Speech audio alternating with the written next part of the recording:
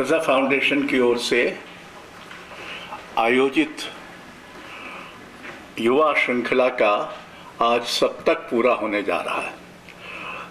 हमने 7 वर्ष तक युवाओं को बौद्धिक और आलोचनात्मक उत्पात करने के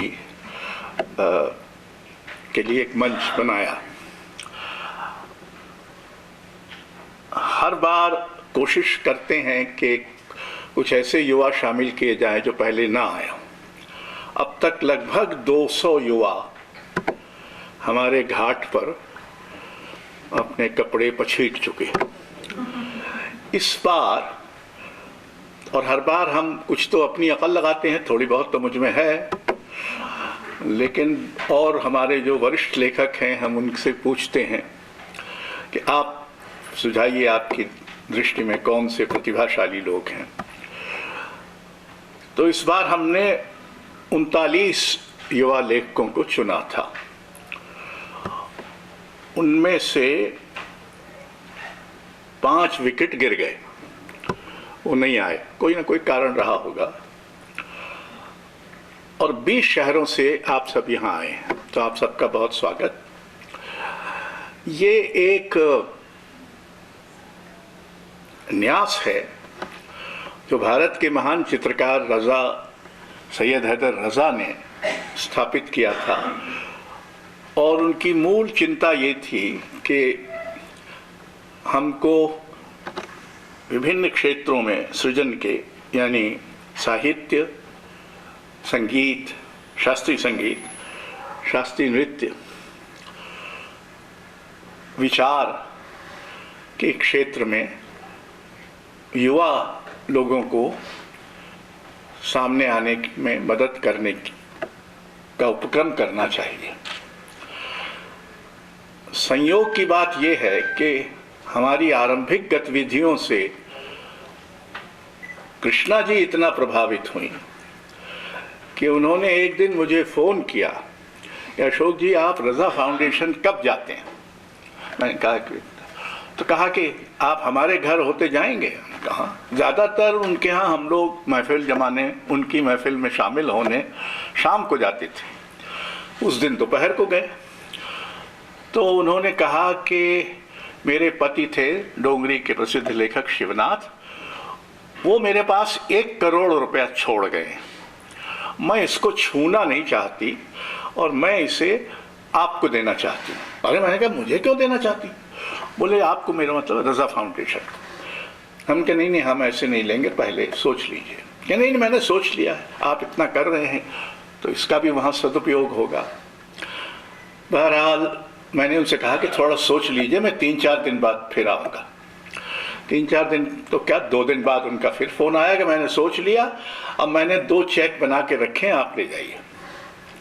अब मैं गया, मैंने उनसे कहा कि ऐसे न दीजिए, ये तो बताइए कि हम इसको किस में खर्च करें।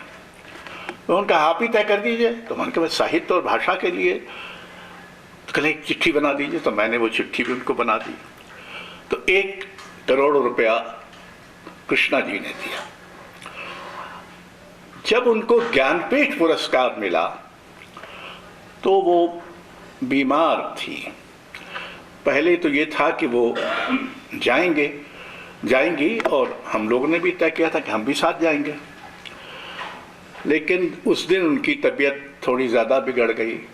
तो उन्होंने मुझे फ़ोन किया कि मैं तो नहीं जा पाऊंगी, आप। इससे पहले ये था कि राष्ट्रपति आने वाले थे, तब के कौन थे, आजकल तो अज्ञात कुलशील ही राष्ट्रपति होते हैं, तो इसलिए नाम है याद नहीं रहता। जो भी थे, गोविंद क्या नाम था उनका, हाँ।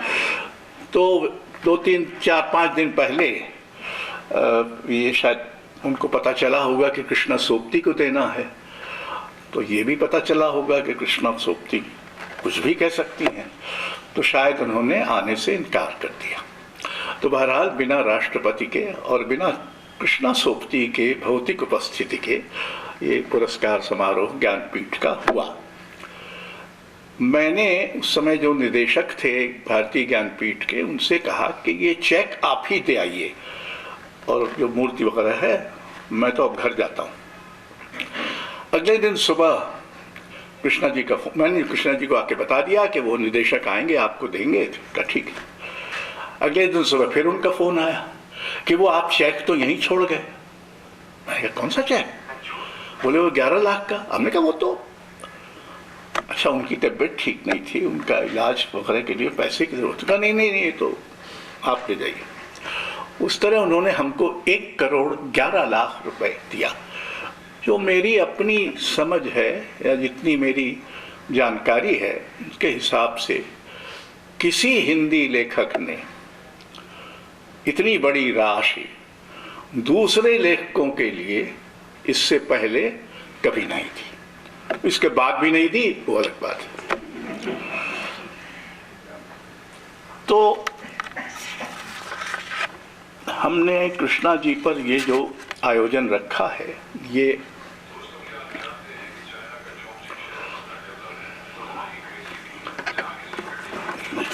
आठ या 9 सत्रों में संभवतः संपन्न होगा। अब खेल का नियम ये है कि सभी को सबको सुनना। ये सुविधा नहीं है कि आपका फोन आ गया, सबके पास फोन है और सबके पास और बहुत सारे काम हैं। मेरे पास बुढ़ाने के लिए और समय है। ये नहीं होगा कि आप चले जाएं। मैंने आपसे ये भी आग्रह किया है कि ऐसा आयोजन मेरी फिर समझ और स्मृति में कोई नहीं है जहां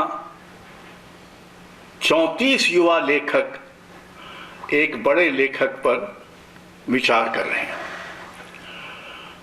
लेकिन इसकी खबर हिंदी में नहीं जाएगी, अफवाहें जाएंगी, तरह तरह के झूठ जाएंगे, आएगा इनको क्यों बुलाया, उनको क्यों बुलाया। जैसे सारी दुनिया को बुलाने की ठेकेदारी हमारे पास है। बहुत कई बार नाम छूट भी जाते हैं, हमको पता नहीं होता है, आखिर इतना विशाल क्षेत्र है। फिर भी से आप में से अधिकांश को ये कभी संदेह भी न हुआ होगा कि आपको बुलाया जाएगा। मुझे पक्का मालूम है, क्योंकि ऐसी कोई स्थिति नहीं थी। उनमें से कुछ लोग हैं जिनको हमने, 4-5 लोग ही हैं जिनको हमने दोबारा से बुलाया। हम ध्यान से सुनते हैं और फिर ये तय करते हैं कि इनमें से कोई अगली बार बुलाने लायक है कि नहीं है। तो एक तरह से आपकी थोड़ी बहुत परीक्षा भी है। तीसरी बात यह है कि मैंने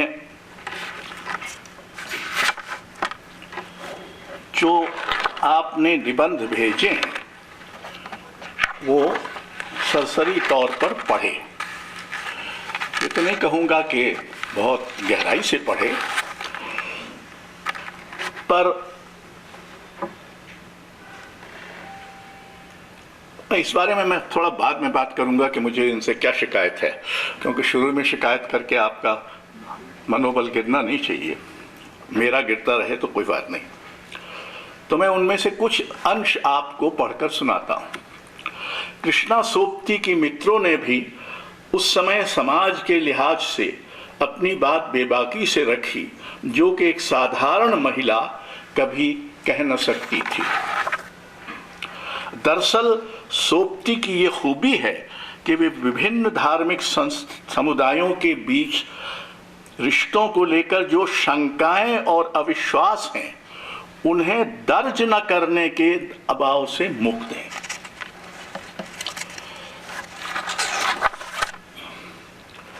आप परिनिष्ठित उर्दू, परिनिष्ठित हिंदी का विधान करते रहिए, लेकिन साहित्य की अपनी जुबान है जो थमी हुई बावड़ी नहीं है, बल्कि निरंतर फूटता हुआ वो झरना है जो पयस्विनी का स्रोत है। कई बार ये लगता है कि जहां सामाजिक यथार्थ और कृष्णा जी की वैचारिक प्रतिबद्धता के बीच खींचतान है, गुत्थम गुत्था है, वहां रचना और चरित्र दोनों ज्यादा प्रभावी होकर सामने आए हैं।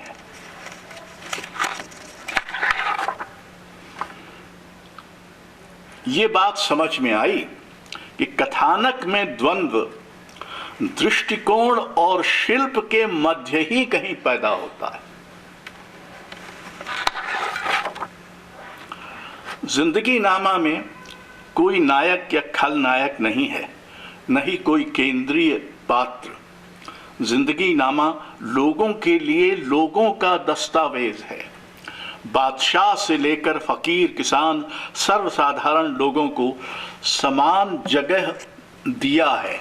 ये हिंदी के जो विभिन्न रूप हैं उनमें से एक ये भी है कि जगह दिया है, जानकारी आया है, सूचना मिला है, तो कुछ लिंग हो जाता है।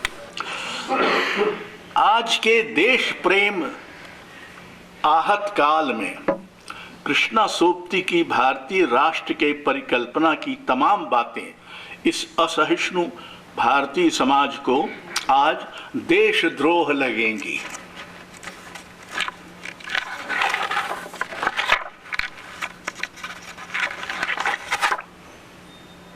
उनके साहित्य का कोना कोना जिजीविषा से अनुप्राणित है।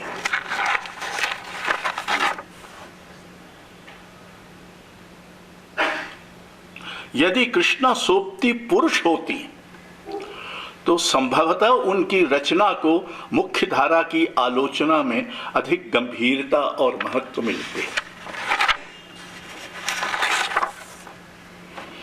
इन रचनाकारों ने यानी कृष्णबलदेव वैद, सोबती और निर्मल वर्मा, इन रचनाकारों ने कथेतर में, मुख्य रूप से निर्मल वर्मा, मध्यवर्गीय विसंगतियों की भूरी भूरी आलोचना भी की है, पर कथा साहित्य में उनमें से कुछ प्रवृत्तियों का स्वीकार भी है। सोबती की लोकतांत्रिक अवधारणा में स्त्री की ममता, करुणा और उसकी निरीहता भी घुली हुई है। जितनी उनकी किरदार स्वाधीन रही, उससे कहीं ज्यादा उनकी लेखक, उन्होंने अपनी स्वतंत्रता पर कोई समझौते नहीं किए। कृष्णा सोबती की रचनाओं में जितना सहज मेल यथार्थ का है, उतना ही कल्पना के साथ उनका अनोखा मेल देखने को मिलता है।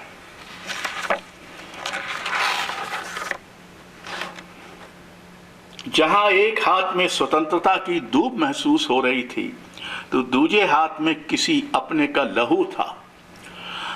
आंखों में बरस रहे थे आए छोड़े हुए घर थे, जमीन थी, खेत खलिहान थे, चौपालियां थी, मैदान और पेड़ थे, सांस्कृतिक समन्वय से रंगी आबो हवा थी, जिन्हें लाखों लोगों ने छोड़ दिया था।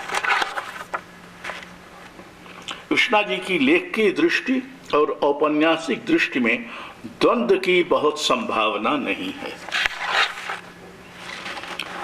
उनका आलोचना कर्म स्वयं उनकी उसी चौकन्नी लेख की दृष्टि का प्रतिफल है जो वह आलोचना में घटित करती है।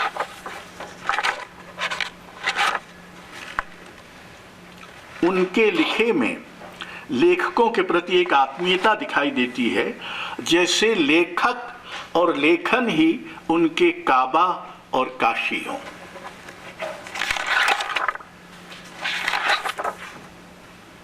लेखन मात्र लिखना ही नहीं है, लिखना जीना है, भिड़ना है, सामना करना है, उगना है, उगते चले जाना है।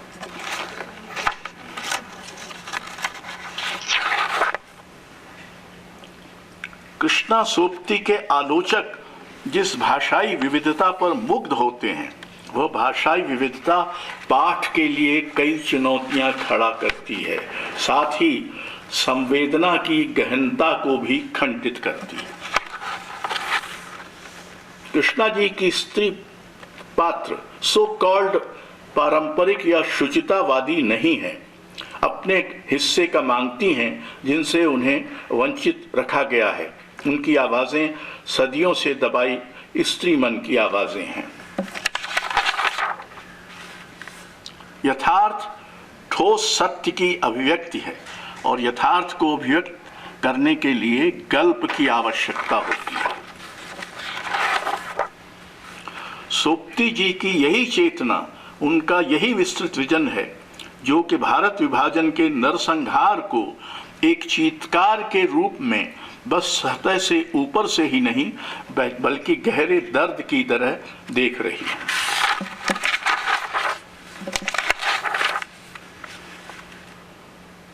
हम ऐसा भी नहीं कह सकते कि सोपती अपने उपन्यासों में भारत का जो रूप लेकर आ रही हैं उसमें सब अच्छा ही था,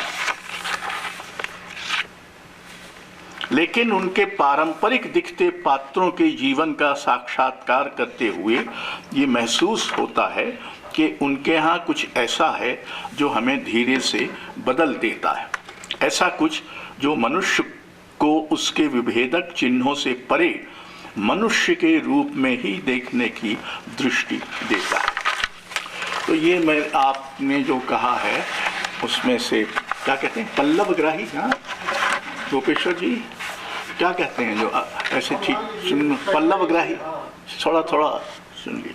हो सकता है इसमें आपके साथ न्याय ना हुआ हो, क्योंकि आपने तो पूरा लेख लिखा है, अब उसमें से क्या निकालें। तो जहाँ मेरी दृष्टि थोड़ी सी अटक गई वहाँ मैंने अंडरलाइन कर दिया। अब हमारा पहला सत्र शुरू हुआ। सत्र के कुछ नियम हैं। वो नियम ये हैं कि जो आपको निर्धारित समय है उसी में पूरा होना है। इसका मतलब ये है कि जैसे ये जो सत्र होने जा रहा है, लेखकीय दृष्टि और औपन्यासिक दृष्टि का द्वंद्व, इसमें 4 वक्ता हैं, अनुपम सिंह, अणुशक्ति सिंह, कुमार मंगलम और जगन्नाथ दुबे। और अनुपम सिंह उसका संचालन करेंगे। 10 से 12 मिनट में सबको अपनी बात पूरी करनी होगी और थोड़ा समय, एक 10 मिनट एक पर्यवेक्षक लेखक के लिए छोड़ना होगा जो इस मामले में प्रियदर्शन है। तो मैं आपको एक अपने अध्यापक का किस्सा बताऊं। जब मैंने सार्वजनिक रूप से बोलना शुरू किया तो उन्होंने मुझे एक बार कहा कि देखो, अरे अच्छा मैं भूल गया, नहीं कुमार मंगलम को करना है। अच्छा, अध्यापकों को खुद बहुत लंबा बोलने की आदत होती है, तो इसलिए अध्यापक को नहीं रखना चाहिए था, पर अब क्या करें, रख दिया, मैंने ही चुना है। तो बहरहाल वो जब मैंने वाद विवाद प्रतियोगिता इत्यादि में, तो उन्होंने मुझे कहा कि देखो पहले अपना थोड़ा सा मजाक बनाओ, फिर कहा कि अगर तुम अपनी बात 10 मिनट में नहीं कह सकते तो 100 मिनट में भी नहीं कह पाओगे। तीसरा कहा कि बाल्टी भर मत उड़े लो, लोटा भर दो। आजकल तो लोटे होते नहीं हैं, पर हमारे ज़माने में होते थे। तो बहरहाल संक्षेप में अपनी बात कह सकना चाहिए, पर वही अंश चुने जो बहुत सामान्यीकरण पर आधारित ना हो, जिनमें कुछ आपने पढ़ा है इसका प्रमाण मिलता हो। तो पहला सत्र है, उसके बाद दूसरा जो सत्र होगा उसकी भी घोषणा कर दूं। इसके ख़त्म होने के बाद, यानी ये 12 मिनट लेट चल रहा है, तो फिर 1 घंटा होगा जो भाषा का वितान इस विषय पर है, और रश्मि भारद्वाज और अमिता मिश्र और विभाग वैभव 3 लोग उसमें हैं। तो उनका संयोग है कि उनके बाकी लोग नहीं आए हैं, तो उनको अधिक समय मिल जाएगा। तो ये तो होता रहेगा, हर एक को 10 ही मिनट मिले ऐसा नहीं है, अपने 1 घंटे के अंदर पूरा करना है। और एक हमने यांत्रिक अदृश्य व्यवस्था की है कि जैसे ही आपका समय वो आप पर गिर पड़ेगा और हो सकता है आपके किंचित वाचाल मस्तिष्क को ध्वस्त कर दे, इसलिए इसकी नौबत ना आए, इसका ख्याल रखिए। एक बात मैं ये भी कह दूं कि हमारा फाउंडेशन बहुत थोड़े लोग चलाते हैं हम, तो हो सकता है आप में से कुछ को कभी कोई असुविधा हुई हो, तो हम उसके लिए क्षमा मांगते हैं। आम तौर पे हम कोशिश करते हैं कि हर चीज़ समय पर हो।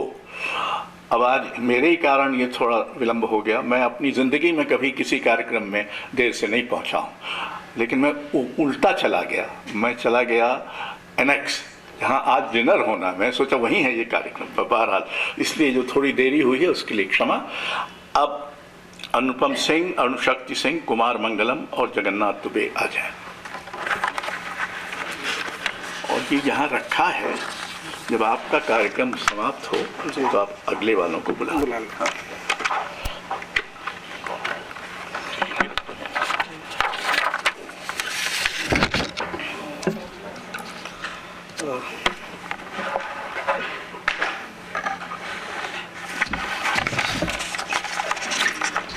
धन्यवाद सर।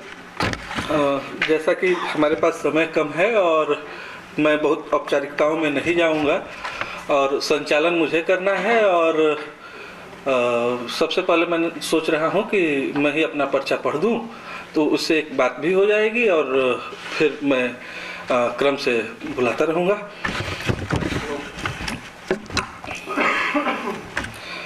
तो मैं शुरू करता हूं। कभी हिंदी के महत्वपूर्ण उपन्यासकार जैनेंद्र कुमार से पूछा गया कि अगर वो उन्हें गोदान लिखना होता तो वो कैसे लिखते। जैनेंद्र कुमार ने जो कहा वह लेखकीय दृष्टि और औपन्यासिक दृष्टि के द्वंद्व को समझने का एक महत्वपूर्ण बिंदु हो सकता है। जैनेंद्र जी ने कहा, मैं तो होरी को छोड़ता भी नहीं, जो भाग्य के सामने अकेले संघर्षरत और फिर असहाय दिखाई देता है। मैं उसे जैसा का तैसा रहने देता, फिर मैं भाग्य को व्यक्तियों की कुछ तात्कालिक परिस्थितियों के आधार पर निरूपित करने का प्रयास नहीं करता, मानो कि होरी शिकार हो और दूसरे शिकारी हों। मेरा प्रयास यह दिखाने का होता कि हर कोई किस तरह शिकार है, फिर भी एक दूसरे का शिकार करने की बेकार कोशिश करता है। वास्तव में शक्तियाँ अवैयक्तिक होती हैं और सत्य से जुड़े रहने और सत्य से लड़ने के लिए उनके बीच हमदर्दियों को बांटने की जरूरत नहीं। अगर ऐसा मैं कर सकता तो गोदान को सफल समझता। यहाँ मेरा उद्देश्य गोदान की रचना प्रक्रिया अथवा गोदान के औपन्यासिक शिल्प या प्रेमचंद की दृष्टि का मूल्यांकन करना नहीं है, और न ही जैनेंद्र की इस दृष्टि पर विचार करना कि अगर वो गोदान लिखते तो होरी को किस तरीके से चित्रित करते। यहाँ मेरा उद्देश्य दो लेखकों की दृष्टि भेद की ओर ले जाना है। किसी भी रचना के भीतर लेखक का अपना निज भी मौजूद रहता है। किसी भी रचना के संदर्भ में लेखक की दृष्टि अथवा वह विचार महत्वपूर्ण है जो उसके रचना के गर्भगृह में सृजित होता है, जहाँ वह अपना रूप ग्रहण कर कुछ कहने की कोशिश करता है।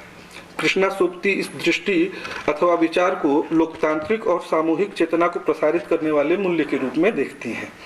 वे लिखती हैं, स्थितियाँ, पात्र, चरित्र, देश, समाज ऐसा कुछ नहीं जो उसकी दौड़ से बाहर हो, नहीं इसको लेकर गलतफहमी न हो। लेखक हाशिए से न पन्ने को झांकता है न जिंदगी को। यह बात एक अच्छे और खरे लेखक के संदर्भ में कही जा रही है। साहित्य विशेष है, फिर भी उसका अपना लोकतंत्र है। इसी में सर्वसाधारण से जुड़ी निहित है इसकी स्वायत्तता भी। इसी मूल स्रोत से उपजे छोटे बड़े पुंज हम लेखकों के बौद्धिक अस्तित्व में पलते हैं और विचार और संवेदन के रूप में दूर तक प्रवाहित भी होते हैं। लेखकीय दृष्टि और औपन्यासिक दृष्टि का द्वंद्व जब मुझे यह विषय दिया गया तो मुझे इस विषय को लेकर के कोई मूर्त भाव सामने नहीं आ रहा था, और काफ़ी सोचने के बाद मैंने लेखकीय दृष्टि को लेखक की रचनात्मक दृष्टि से जोड़ा और औपन्यासिक दृष्टि को उपन्यास कला मानते हुए कृष्णा जी के कुछ उपन्यासों के आधार पर इसको देखने की कोशिश की।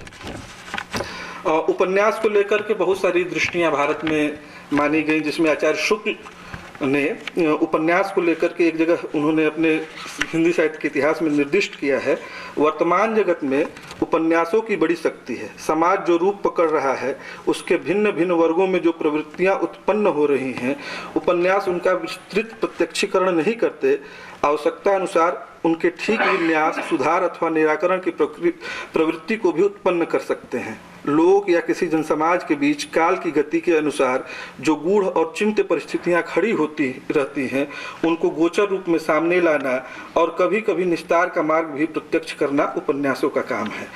इन विचारों की केंद्रीयता में अगर भारतीय उपन्यासों के उदय को लक्षित करें तो हम पाते हैं कि भारत में उपन्यास के उदय से पहले आख्यान का एक स्वतंत्र रूप हमारे सामने है, जो सत्य को समझने और उसको हासिल कर लेने के ज्ञान मीमांसीय दृष्टि से संचालित होता है। उपन्यास के जन्म के साथ यथार्थवाद के साथ एक रिश्ता कायम होता है। वह भारतीय आख्यान के समानांतर जीवन दर्शन की तलाश और अपने रचनात्मक आग्रहों में यथार्थवाद के जमीन की तलाश है, जहां एक संशयवादी निगाह आख्यान को अपने अनुरूप बरत रही है। आचार्य शुक्ल की ही टिप्पणी है, इन उपन्यासों का लक्ष्य केवल घटना वैचित्र्य रहा, रस संचार, भाव विभूति या चरित्र चित्रण नहीं। यह वास्तव में घटना प्रधान कथानक या किस्से हैं जिनमें जीवन के विविध पक्षों का चित्रण का कोई प्रयत्न नहीं। यह टिप्पणी उन्होंने चंद्रकांता और चंद्रकांता संतति के संदर्भ में की है। चंद्रकांता और चंद्रकांता संतति का तिलस्म और एयारी का संदर्भ जो है वह नितांत भारतीय संदर्भ है। हिंदी के आरंभिक उपन्यासों को ब्रिटिश औपनिवेशिकता और बंगाल के उपन्यासों के प्रभाव से जोड़ा गया, उसका प्रत्याख्यान देवकी नंदन खत्री के उपन्यास करते हैं। अगर महाभारत के जन्मेजय के नागयज्ञ अथवा जरत्कारु के मिथकीय तिलस्म को जोड़ करके चंद्रकांता अथवा चंद्रकांता संतति के तिलस्म या एयारी को देखा जाए।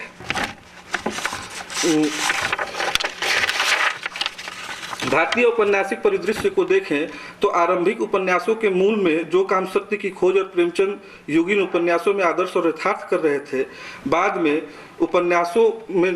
के उपन्यासों में सत्य की खोज, आदर्श अथवा यथार्थ को विचार और विचारधारा ने अपदस्थ कर दिया। कृष्णा सोबती अपने औपन्यासिक दृष्टि के लिए विचार को आग्रह की आंख मानती हैं, न कि विचारधाराओं का अंधानुकरण।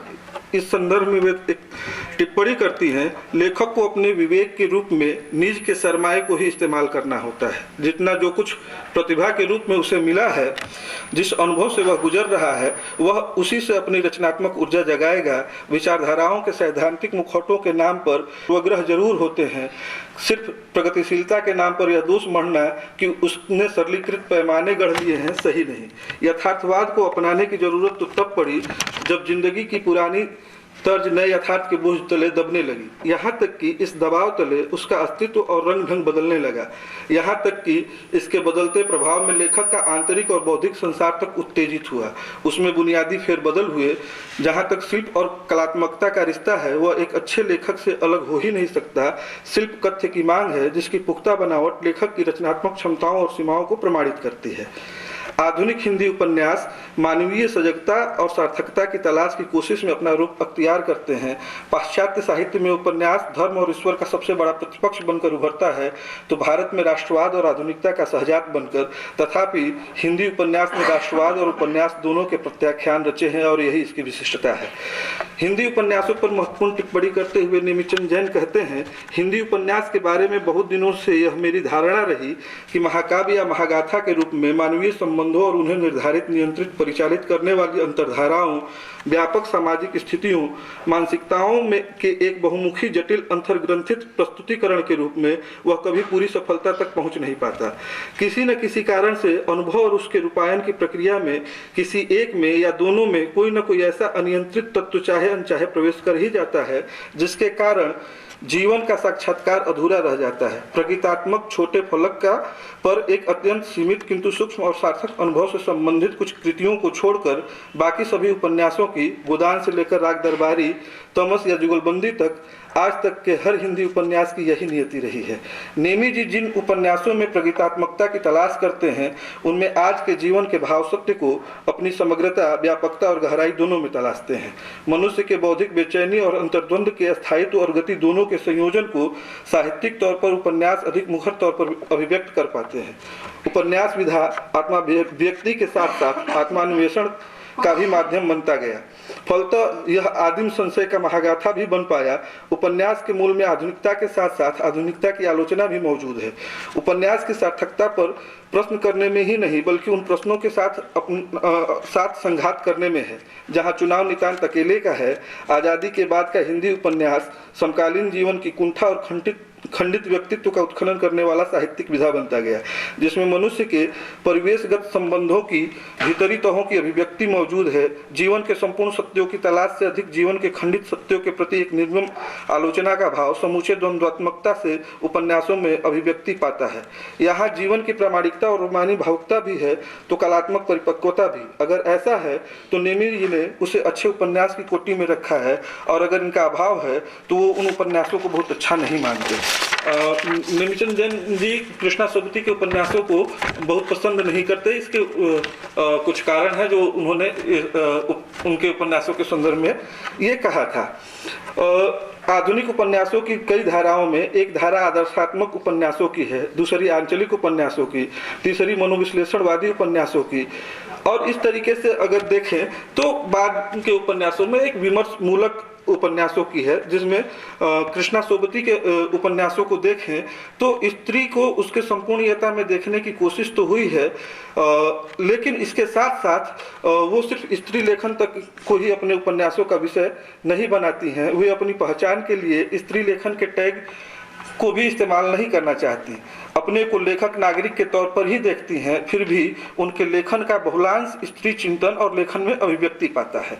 हेलन सिक्सू ने स्त्री लेखन के संदर्भ में लिखा है, स्त्रियों के लिए लेखन एक रास्ता है, एक प्रवेश, एक निकास, एक स्थान जहां उनका अन्य उनके बीच रह सकता है। वह भी जो वे नहीं हैं और जो वे हैं।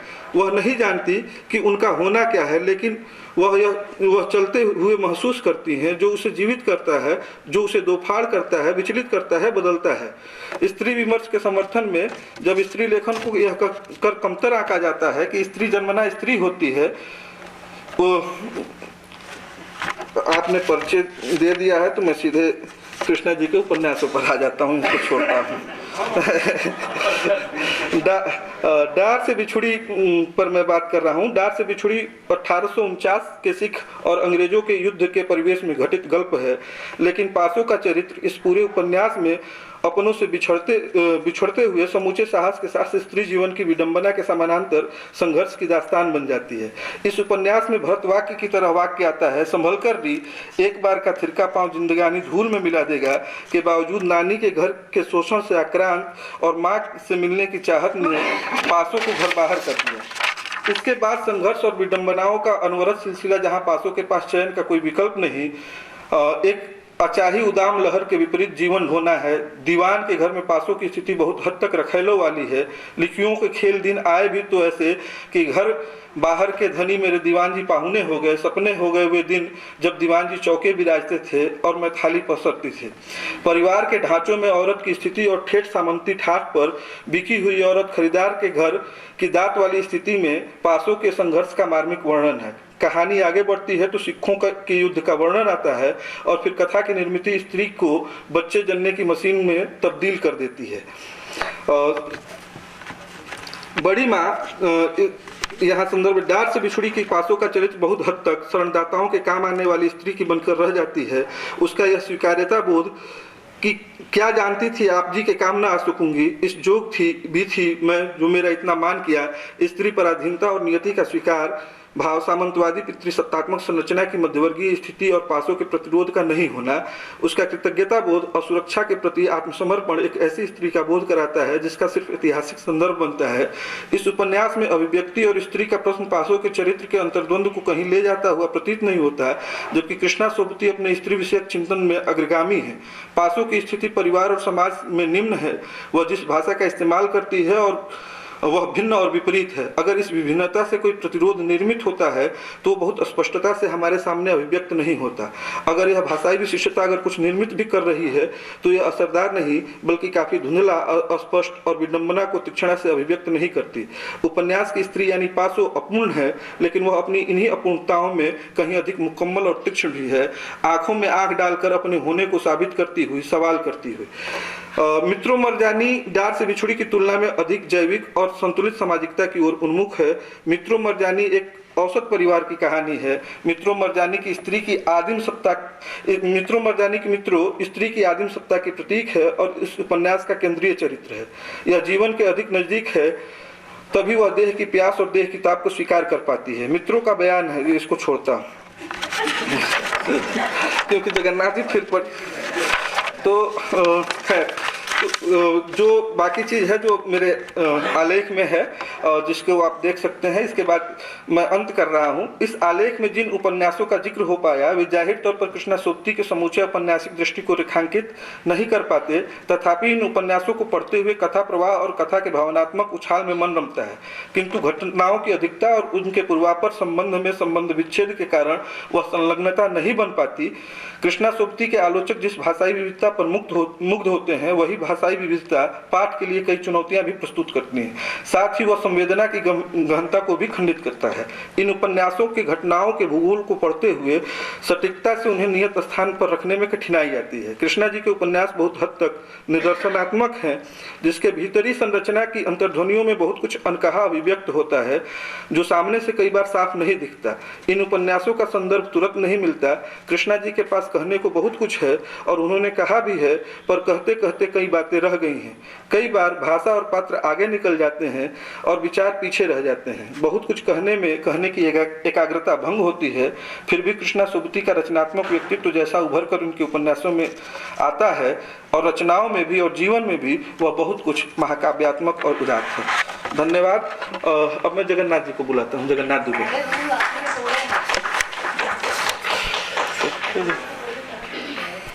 शुक्रिया मंगलम। उम्मीद है मैं कोशिश करूंगा कि पर्ची मुझे ना मिले, उससे पहले ही मैं अपनी बात खत्म कर लूं। आदरणीय अशोक जी और आप सभी, लेखकीय दृष्टि और औपन्यासिक दृष्टि का द्वंद्व, इस विषय पर मुझे अपनी बात रखनी है। बात यहाँ से ही शुरू करता हूँ कि अगर हम इस बात को माने, मतलब ये जो विषय है इसमें कि एक लेखकीय दृष्टि नाम की कोई चीज है और एक औपन्यासिक दृष्टि भी कोई चीज होती है, अगर हम इस बात को माने तब आगे इस पर अलग ढंग की बात हो सकती है। सामान्यतः हमारी मान्यता यह रही है कि जो लेखक है उसकी जो दृष्टि है वही उसकी रचना में आती है, जैसे कवि की दृष्टि और काव्य दृष्टि, एक कथाकार की दृष्टि और उसकी कथा दृष्टि। लेकिन यह सामान्य बात है। जाहिर सी बात है, कृष्णा जी के बारे में जब मैं बात कर रहा हूं तो थोड़ी विशिष्टता इस अर्थ में कि आप हिंदी समेत दुनिया भर की दूसरी भाषाओं के भी लेखकों को देखें, उन लेखकों को देखें जिन्होंने सिग्नेचर पीस कुछ लिखा है, जिन्होंने कुछ अलग किया है, विशिष्ट किया है, तो उनके यहां अच्छा एक और बात मैं यहां कहना चाहता हूं कि एक लेखकीय दृष्टि और जो लेखक जो एक मनुष्य है उसकी दृष्टि, कई बार उसमें भी फर्क करते हैं। यानी वो जो जीवन जी रहा है वह जीवन और एक लेखक के रूप में उसकी जो उपस्थिति है उसका वह जीवन, उन दोनों में भी लोगों को लगता है कि नहीं ये अंतर है। मुझे ये लगता है कि वो जो जीवन जी रहा है वहां से उसकी लेखकीय दृष्टि निर्मित होती है और जो रचना उसने की है वह रचनात्मक दृष्टि है, चाहे वो उपन्यास हो या कहानी हो या कविता हो। ऐसे जब आप देखेंगे तब आपको प्रेमचंद भी ये दिखेंगे कि उनकी लेखकीय दृष्टि अलग है, यानी वो गांधीवाद के साथ खड़े दिखाई देते हैं, लेकिन उनकी औपन्यासिक दृष्टि में कई बार होता है कि वो गांधीवाद का कोई वो जो है मैंने उसका वो नहीं रच रहे थे। या टॉलस्टॉय सबसे बड़े उदाहरण है, युद्ध और शांति। तो कहने का आशय ये कि वो चीज कृष्णा जी में भी हमें दिखाई देती है, एक लेखक के तौर पर, एक रचनाकार के तौर पर, एक मनुष्य के तौर पर, एक नागरिक के तौर पर जिस तरह की उनकी उपस्थिति है, जिस तरह की छूट वो लेती हैं, या जिस तरीके का अपना जीवन उन्होंने बनाया, जिस तरह का जीवन उन्होंने जिया, और उस जिए हुए जीवन को अगर आप देखें, यानी कृष्णा जी के जिए हुए जीवन को आप देखें, तो वहां स्त्री और पुरुष का किसी भी तरीके का कोई भेद नहीं दिखाई देता। वो सारे काम कर सकती हैं जो एक पुरुष कर सकता है, और ये कोई ऐसा नहीं है कि बाइनरी में नहीं भाई पुरुष कर सकता है इसलिए मैं कर सकती हूं, नहीं, मैं मनुष्य हूं और कोई भी काम जो कर सकता है वो मैं भी कर सकती हूं।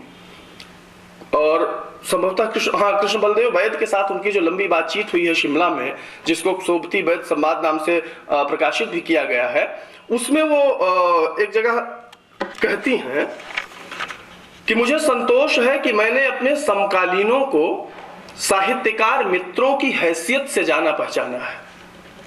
ग्रहण करने की अपनी स्वभाव ग्रहण करने की जमीन, स्वभाव प्रदत्त आत्मविश्वास, सामाजिक शिष्टाचार और समकालीन मित्रों ने ही इसे संभव बनाया है कि मैं स्त्री की तरह नहीं लेखक की तरह महसूस करती हूं। व्यक्तित्व के जिस पहलू की तरफ मेरा संकेत है उसे आप अच्छे से जानते पहचानते हैं। फिर भी मुझे कहना होगा कि हमारे समाज में स्त्री लेखक और पुरुष लेखक के बीच समानता की इतनी कमी है कि न हम एक दूसरे से बराबरी का व्यवहार करते हैं और न ही साहित्यिक विवेक का प्रसार संचार। पुरुष लेखक कुछ ऐसे पेट्रोनाइज करते हैं कि स्त्री लेखक की गंभीरता खड़े खड़े ही काफूर हो जाए। आगे वो बहुत सारी बातें उस संदर्भ में करती हैं, वो लंबा पूरा उनका कथन है, वो आप में से बहुत सारे लोगों ने उसको पढ़ा होगा, मुझे लगता है सबने पढ़ा होगा। तो कहने का आशय ये कि वो अपने लिए एक ऐसा परिवेश बना रही थी या वो जीवन में इस तरीके का व्यवहार वो कर रही थी। यही नहीं, जैसे कृष्णा जी के बारे में गिरधर राठी ने उनकी जो वो लिखी है, जीवनी लिखी है, उसमें घुड़सवारी का शौक था उनको, वो घुड़सवारी कर लेती थी। अभी विश्वनाथ त्रिपाठी ने एक संस्मरण लिखा और उस संस्मरण में आप कृष्णा जी के कैरेक्टर को पहले मैं बताना चाहता हूं, उनका जो व्यक्तित्व था उसको मैं बताना चाहता हूं, फिर उससे उनकी औपन्यासिक दृष्टि में कहां द्वंद्व आता है इस पर मैं थोड़ी सी बात करूंगा और जल्दी ही मैं अपनी बात खत्म कर लूंगा, क्योंकि बाकी कुछ हमने लेख में लिख दिया है और जो नहीं हो पाया है उसको अभी मैं फिर से कंप्लीट करके दोबारा भेजूंगा। दिल्ली में ही कार्यक्रम था। कार्यक्रम में किसी ने सवाल पूछा, जो है लेखक ही थे, लेखक ने सवाल पूछा और कहा कि सवाल क्या बल्कि टिप्पणी की कि कृष्णा जी आप डार से बिछुड़ी का संदर्भ था उसमें कि डार से बिछुड़ी में गालियां हैं, जैसे उसमें पुरुष पात्र हैं और वो गालियां दे रहे हैं यथार्थ को दिखाने के लिए। तो उन्होंने कहा कि भाई आप वहां तो गालियां आप दे देती हैं, क्या निजी जीवन में भी आप ऐसा कुछ कर सकती हैं?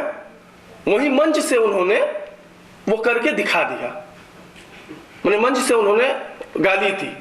अब इसका मतलब ये नहीं है कि भाई गाली देने को वो बहुत अच्छा मानती रही होंगी, लेकिन अगर आप चैलेंज कर रहे हैं तो कृष्णा जी को वह कबूल है। और उसके अलावा अभी विनोद तिवारी सर यहाँ बैठे हुए हैं, फेसबुक पर एक लंबी टिप्पणी उन्होंने लिखी कल कृष्णा जी के जन्मदिन पर, और उसमें उन्होंने एक लेखक के रूप में कृष्णा जी का जो स्टैंड था उसको लेकर के बात की कि किस तरीके से वो सत्ता के साथ टकराती थी। अशोक जी ने जो संस्मरण लिखा है उस संस्मरण में भी बाकायदे उनके पुरस्कार वापसी को, और जब 2015 में वो पूरा प्रकरण चला था देश भर में जिसमें कि उन्होंने साहित्य अकादमी का पुरस्कार ही नहीं लौटाया बल्कि 72 सदस्यता भी वापस की। 2 से ज्यादा बार उन्होंने सरकारी पुरस्कारों के लिए मना किया।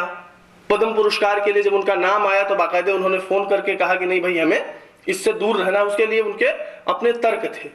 ये सारी बातें मैं सिर्फ इसलिए बता रहा हूं कि एक संपूर्ण मनुष्य जिसे आप कह सकते हैं या कहते हैं कि जिसमें कोई जेंडर का कोई जो है लिंग भेद उस तरीके का नहीं है, वो कृष्णा जी में दिखाई देता था। और उसी के साथ आप देखेंगे उन्होंने कई चरित्रों का सृजन किया है।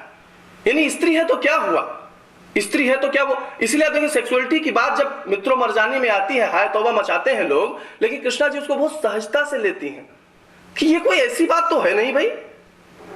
मतलब पुरुष जो है वो पता चला कि टी शर्ट पहन के घूम सकता है और वो टी शर्ट भी उतार के लहरा सकता है। तो उनके लिए मतलब मैं यहां तक बढ़ के कहना चाहता हूं कि उनके लिए था कि ये सब अगर ऐसी स्थिति है, माने अगर नहीं है तो ऐसा होना चाहिए। इस समाज को इस हद तक स्वतंत्र और इस हद तक उन्मुक्त होना चाहिए कि ये सारी चीजें बहुत सहज बहुत स्वाभाविक लगे। और इसीलिए जब वो मित्रों का सृजन कर रही तो एक स्वाभाविक स्त्री उनके लिए वो दिखाई देती है। हालांकि उसको लेकर के थोड़ा ये सवाल है कि भाई जिस मित्रों का जो पूरा जीवन है और उसकी माँ और जिस तरीके का मैंने जो आखिरी हिस्सा है जो बहुत नाटकीय ढंग से जो है खत्म होता है जहां वो उपन्यास, उस जगह पर जाकर के जब हम देखते हैं तो ये लगता है कि इसको अगर ये कोई हमारे समाज से संघर्ष करते हुए मैंने सामान्य जैसे लगता नहीं वो सामान्य से थोड़ा अलग एक ऐसी पृष्ठभूमि से आई हुई लड़की है मित्रों, जिसको कि हमारे समाज में थोड़ा अलग ढंग से देखा जाता है, अगर हम उसको एक सहज विकसित, मैंने जो उसकी बड़ी वाली बहू है या जो छोटी वाली बहू है, उस तरह के किसी मध्यवर्गीय परिवार में पैदा हुई लड़की इस तरीके का जीवन जी सकती, तो शायद वो कृष्णा जी के लिए भी उस समय वो संभव नहीं रहा होगा कि उस तरीके का चरित्र वो रच सके, वहां उस तरीके की उपस्थिति उसकी हो। लेकिन द्वंद्व कहां है? मित्रों का तो कैरेक्टर आ गया वहां, पाशो है, पाशो संघर्ष कर रही है, या महक बानो है उसकी दिलोदानिश उपन्यास की। उसी के साथ आप देखिए कि मित्रों मरजानी में दो और बहुएं हैं, वो जिस तरीके का जीवन जी रही हैं, जिस तरीके का संघर्ष वो कर रही हैं, जिस तरीके की सामाजिक संरचना को झेल रही हैं, तो उस सामाजिक संरचना से टकराव है कृष्णा जी का। वो नहीं चाहती हैं कि यह सामाजिक संरचना हो, लेकिन मजबूरी है।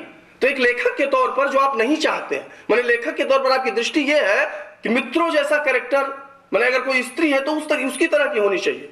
आप रच रहे हैं जब, तो आपके सामने मजबूरी है कि आपको महक बानो के साथ साथ वो जो उसकी क्या नाम, उसका कुटुंब प्यारी को भी आपको लाना है, बड़ी बहू और छोटी बहू को भी आपको लाना है, उसकी माँ को, धनवंती शायद नाम है, धनवंती को भी लाना है। ये सारे कैरेक्टर आपको लाने हैं। क्यों? क्योंकि ये हमारा समाज है, उस समाज से वो संघर्ष है, वो द्वंद्व वहां मुझे दिखाई देता है। ऐसे बहुत सारे उपन्यासों में है। बल्कि जिंदगी नामा, चूंकि मैंने इतना कठिन उसकी पंजाबी का वो मामला है, पढ़ा जरूर हमने एक बार, लेकिन मैं उस पर कोई बहुत ठीक से बात नहीं कर सकता हूं। उसकी अपनी मेरी समस्या, शायद मैं दोबारा पढ़ूंगा तो उसको बेहतर तरीके से कह पाऊंगा। लेकिन दूसरी तरफ भाषा के मामले में आप अगर देखें तो कृष्णा जी के यहाँ मैंने एक तरफ आपको मिलेगा जिंदगी नामा, जिसमें पंजाबी मिश्रित जो है हिंदी है, पंजाबी का पुटली हुए हिंदी है। हालांकि उससे पहले जो है ये रेणुका उपन्यास आ चुका था, मैला आंचल, जिसमें कि उस तरीके का भाई एक आंचलिक बोली को उसमें लाया जा सके, क्योंकि सबके लिए वो उपन्यास पढ़ना, मैला आंचल पढ़ना भी सबके लिए संभव नहीं होगा, इतना आसान नहीं होगा। लेकिन दूसरी तरफ दिलोदानिश है, जिसकी भाषा पर जब कृष्ण बलदेव वैद्य सवाल करते हैं तो वो मैंने जो उनका स्वभाव था, जिसे अशोक जी कहते हैं तुनक मिजाज, तो वो तुनक मिजाजी में वो कहते हैं आप इस तरीके की बात कर रहे हैं, मैं आपसे सीधे सीधे असहमत हूं और ये चीज नहीं। मैंने उसको वो कहते हैं कि वो दिल्ली के उस खास इलाके की सहज भाषा नहीं है, वो गढ़ी गई भाषा है, बनाई हुई भाषा है। वो कहती नहीं, ये सहज भाषा है।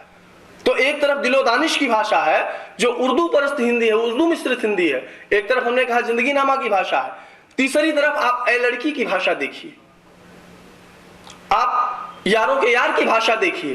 तो ये सब, अरे मैं बस 1-2 मिनट, ये सब जो भाषा है, मैंने इन सब अलग अलग उपन्यासों की भाषा है, और जो शब्दों को लेकर जो मितव्ययिता है उनकी, आजकल मैं देखता हूं उपन्यासों में, हालांकि लंबे उपन्यास लिखने के खिलाफ मैं कोई ऐसी बात नहीं कहना चाहता हूं, युद्ध और शांति का नाम हमने लिया ही, मैला आंचल का नाम हमने लिया, राग दरबारी है, आधा गांव है, तमाम सारे उपन्यास हैं जो बहुत सारे जो है पृष्ठों में लिखे गए और उनकी अपनी महत्ता है।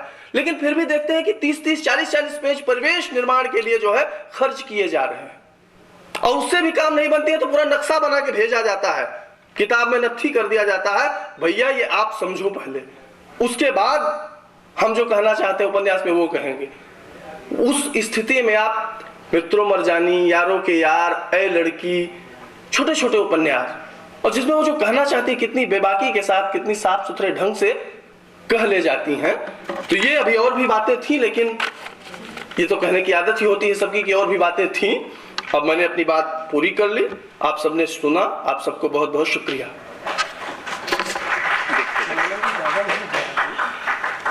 स्टॉप वॉच चल रहा है, देख लीजिए। शुक्रिया जगन्नाथ जी। अब अरुशक्ति सिंह जी को आमंत्रित कर रहा हूँ, आए और अपना वक्तव्य।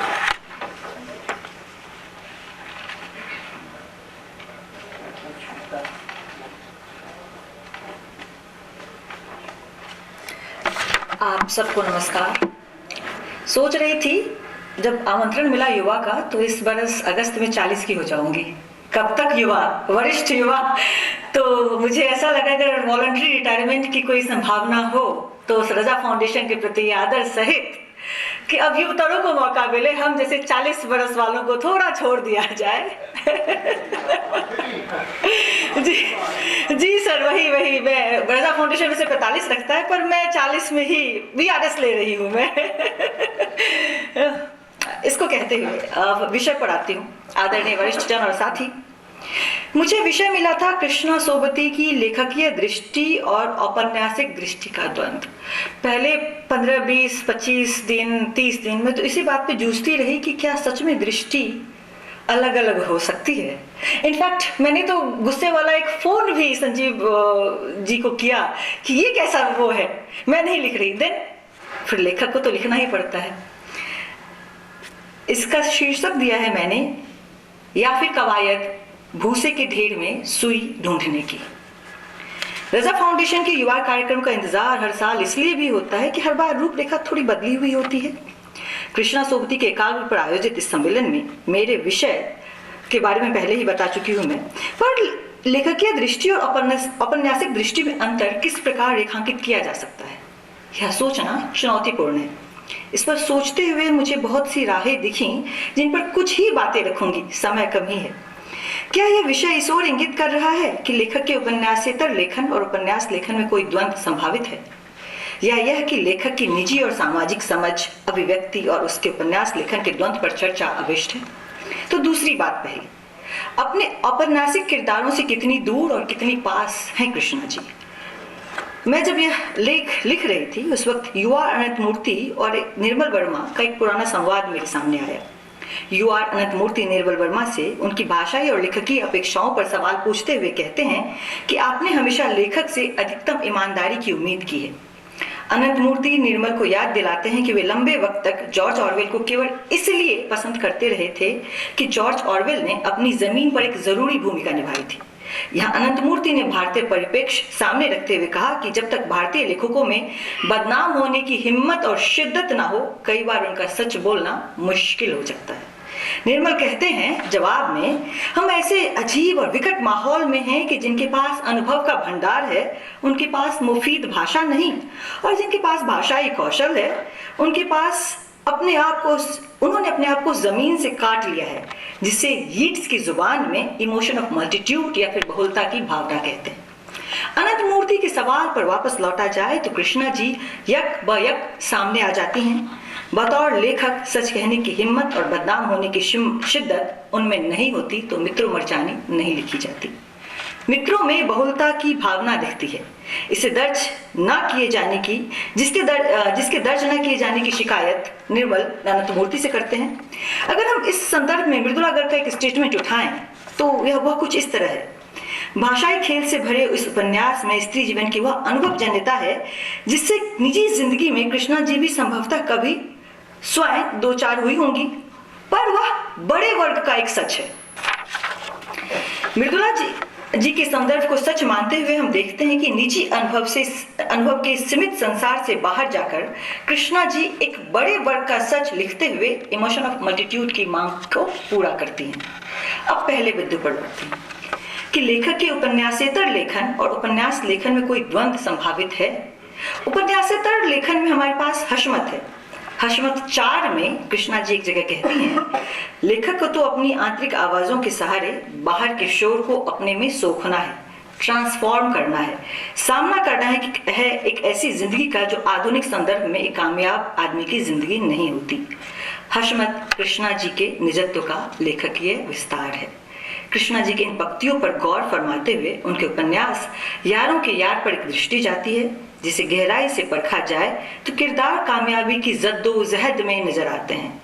एक ऐसी कामयाबी जो अपने रूप में केवल तात्कालिक कही जा सकती है, जिसमें अगर क्षणिक रूप से भी सफल हो गए तो उसे कामयाब आदमी की जिंदगी नहीं मान सकते हैं। ऐसा ही तब भी महसूस होता है जब कृष्णा जी अपने एक आलेख में साहित्य और सेक्स का जिक्र करती हैं। वे कहती हैं, सेक्स साहित्य की रचनात्मक बूथ का प्रमुख यंग है। इसे मात्र शारीरिक क्रिया के रूप में यहाँ वहाँ इसकी खिल्ली उड़ाना, देह से रिश्ते रिसाने की दैहिक तथ्यों का मजाक करना मानवीय संहिता के विरुद्ध है। और जब उनके किरदारों की पड़ताल होती है तो चाहे मित्रों हो या जैनी या फिर रति, ये सभी लोग अपनी देह भाषा और उसकी चाहनाओं का गुंजन समझते हैं, अपनी देह को अपने अस्तित्व से अलग नहीं मानते हैं। यहाँ भी कृष्णा जी की लेखकीय और औपन्यासिक दृष्टि में द्वंद्व जैसी कोई स्थिति नहीं उभरती है। मैं अब भी उन बिंदुओं की तलाश में हूँ जहाँ सच में उनकी लेखकीय, वैचारिकी और औपन्यासिक बोध दो बाकी की तरह दो चार हाथ कर रहे हों या दो हाथ कर रहे हों, अच्छी भाषा में कहा जाए तो। कृष्णा जी की स्त्री दृष्टि और कृष्णा जी के उपन्यास की स्त्रियां, शायद उनकी स्त्री दृष्टि में यह मामला सामने आ जाए, किंतु कैसे? कृष्णा सोबती तो सिरे से नकार देती हैं कि वे किसी भी तरह का स्त्री विमर्श करती हैं। हाँ, उन्होंने मित्रों बरजानी लिखी है, पर मित्रों जिस परिणति को पाती है उस विषय में सविता सिंह ने खूब कहा है, मित्रों होती तो अपनी रचयिता से ही बगावत कर देती। सविता जी से 100% इत्तेफाक रखते हुए इतना तो कहा ही जा सकता है कि अगर मित्रों किसी आधुनिक आस्तीन पर फेमिनिज्म का बिल्ला धारण करने वाले लेखक, स्त्री लेखक की कृति होती तो उस देहरी से बाहर निकल जाती जहां कृष्णा जी ने उसे रोक दिया है। पर यही कृष्णा जी जब जैनी मेहरबान सिंह को सामने लेकर आती हैं तो उसे तमाम छूट देती हैं। यारों के यार की तमाशा और तमन्ना का ही अगर जिक्र होने लगे तो सवाल कौंधता है कि क्या वे स्त्रियां केवल इस खातिर थी कि वस्तु की तरह उनका इस्तेमाल हो और वे खुद को उसी अंदाज में प्रस्तुत भी करती रहें। कई बार हम इस सलाह से संवाद शुरू करते हैं कि लेखक को उसके लेखन से अलग रखकर देखा जाए, पर फिर लेखक की ईमानदारी के सवाल को कहां रखेंगे? दरअसल लेखक की अपनी दृष्टि उसके रचना कर्म में बार बार जाहिर हो जाती है। जो मेरे से पहले आए हुए साथियों ने भी बिल्कुल यही बात कही। यारों की याद में कृष्णा जी अपने स्टैंड से बिल्कुल एक साथ हैं कि वे स्त्रीवादी नहीं हैं, किंतु जब अमृता प्रीतम का निधन होता है और एक वक्त पर जिंदगीनामा के अदालती मामले में अमृता प्रीतम के समर्थक रहे खुशवंत सिंह उन पर स्तरहीन टिप्पणियां करते हैं तो सबसे मुखर प्रतिरोध कृष्णा सोबती की ओर से आता है। कृष्णा जी के जीवन पर गिरधर राठी द्वारा लिखी गई किताब दूसरा जीवन पढ़ते हुए इसी बारे में कृष्णा जी की बेहद मानीखेज टिप्पणी सामने आ जाती है।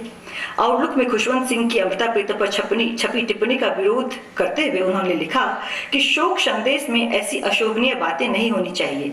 ऐसे ही आपत्तिजनक तौर तरीकों से पुरुष लोग स्त्री लेखकों को अपने से छोटा दिखाते हैं और अपनी श्रेष्ठता साबित करते हैं। गौरतलब है यह टिप्पणी उस कृष्णा सोबती की थी जिनके बारे में कहा जाता था कि अमृता प्रीतम के साथ जिंदगीनामा टाइटल मुकदमे में उन्होंने अपने 3 घर बेच दिए थे, जिन्होंने अपने स्त्रीवादी होने की तमाम संभावनाओं को भी बार बार अपने कई किरदारों के जरिए खारिज किया है। क्या खुशवंत पर एक सवाल और है यहाँ पे, क्या खुशवंत सिंह की टिप्पणी का प्रतिरोध अपने स्वर में स्त्रीवादी नहीं है? इसे थोड़ा और विस्तार दिया जाए तो उनके उपन्यास दिलो दानिश का जिक्र जरूरी हो जाता है। यह उपन्यास पुरुष वकील कृपा नारायण के सामंतवादी लालचों और षड्यंत्रों से, जिसे पितृसत्तात्मक औजार भी करार दिया जा सकता है, और 2 स्त्रियों कुटुंब प्यारी और महक बानो के लोहा लोहे की कहानी है। कुटुंब प्यारी उनकी पत्नी होती हैं और महक बानो जानम शब्द बेहतर होगा, जो तमाम प्रचलित शब्द हैं रखेल वकेल सब जैसे शब्दों के अतिरिक्त। एक की हिम्मत कृपा नारायण के कब्जे में है और दूसरे की जीवनदायी संपत्ति मां के जेवरों का संदूक। वकील साहब इन दोनों महिलाओं से दिलजोई करते हैं, जीवन निभाते हैं, बच्चे पैदा करते हैं, मगर अपने तरीके से। अगर संदर्भ लिया जाए तो यह पितृसत्ता द्वारा स्त्री के साथ खेले गए खेल का सबसे सटीक चित्रण मालूम पड़ेगा। वहां पर इन दोनों ही औरतों का अपनी तरह का प्रतिकार पितृसत्ता का प्रतिकार भी है। यह प्रतिकार असल में स्त्री विमर्श ही है, जिसे कृष्णा जी बतौर हशमत कितना ही अविश्वास जिसके प्रति कृष्णा जी बतौर हशमत कितना ही अविश्वास क्यों ना प्रकट करें। अब लेखक के किरदार और लेखक के विचार। दिलो दानिश से ही एक और वाकया याद आता है। कृष्णा जी ने बतौर हशमत लेखक सत्ता संस्कृत और नागरिक आलेख में दर्ज किया है कि लेखक साहित्य के जिस प्रजातंत्र में स्थित है वह छोटा नहीं बड़ा है। यहाँ कृष्णा जी लेखक को उसके अपने किरदार में उसके अपने होने की ताकत से मिलवा रहे हैं। ठीक उसी तरह जैसे दिलो दानिश में लाख चिरौरी करने पर भी जब महक बानो को अपने जेवरों का बक्सा नहीं मिलता है तो वह अपनी जनतांत्रिक ताकत का इस्तेमाल करती है और वकील कृपा नारायण को नोटिस भिजवाती है। यह किरदार की उसी सशक्तता का विस्तार था जिसका जिक्र अपने आलेख में भी कृष्णा जी कर चुकी थी। वैचारिकी का यह साम्य कृष्णा जी की जिंदगी में ठीक ऐसे ही परिलक्षित होता है।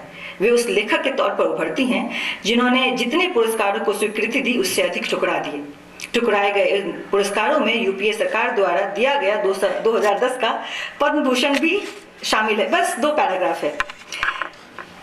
तनिक विषयांतर करते हुए मैं कृष्णा जी के किरदार की इस मजबूती को देखती हूँ और नजर आते हैं सत्ता के गलियारे में जी हुजूरे कर रहे तमाम लोग। साथ ही उन लोगों की तात्कालिक महत्वाकांक्षा की घोर हिंदूवादी दृष्टिकोण के साथ हो लें और राष्ट्रपति के स्वर्ण कमल की प्राप्ति से लेकर अकादमियों की कृपा की फसल भी लहलहा उठे। आलेख को अधिक लंबा नहीं खींचते हुए समापन की ओर बढ़ते हैं। कृष्णा जी के कई आत्मगद्य आलेख पढ़ते हुए और उनके उपन्यासों से फिर गुजरते हुए यह एहसास बहुत मुखर होता है कि कृष्णा जी की लेखकीय दृष्टि और औपन्यासिक दृष्टि में द्वंद्व की बहुत संभावना नहीं है। जिस तरह निर्मल उम्मीद करते हैं कि लेखक अपने रचनाकर्म को लेकर एब्सोल्यूटनेस यानी संपूर्णता में ईमानदार हो, कृष्णा जी ठीक उसी तरह अपने रचनाकर्म के करीब नजर आती हैं। खास तौर पर जब हमें मार्क ट्वेन और फॉकनर में भी एक व्यक्ति विरोध दिखता है, उनके रचनाओं में नस्लवाद की छाह नजर आती है, कृष्णा जी में व्यक्ति मूल्य अपनी पराकाष्ठा में नजर आता है। रही बात स्त्री विमर्श वाले द्वंद्व की, तो कई जगह स्त्रियों का पितृसत्तात्मक चित्रण करते हुए, स्त्रीवाद को फौरी तौर पर खारिज करते हुए, हशमत के रूप में अपने आप को उभयलिंगी घोषित करते हुए और पुरुषों को दूषित न मानते हुए भी उनके स्त्री पात्रों मसलन मित्रों, रति, महक, बानो ने आदि जो झंडा उठाया है, उसकी संकल्पना केवल जागृत स्त्री ही कर सकती थी। अगर वास्तव में द्वंद्व ढूंढने को कहा जाए तो मेरे हाथ केवल ये संशय लगे हैं, जिससे मैं आपके हवाले करती।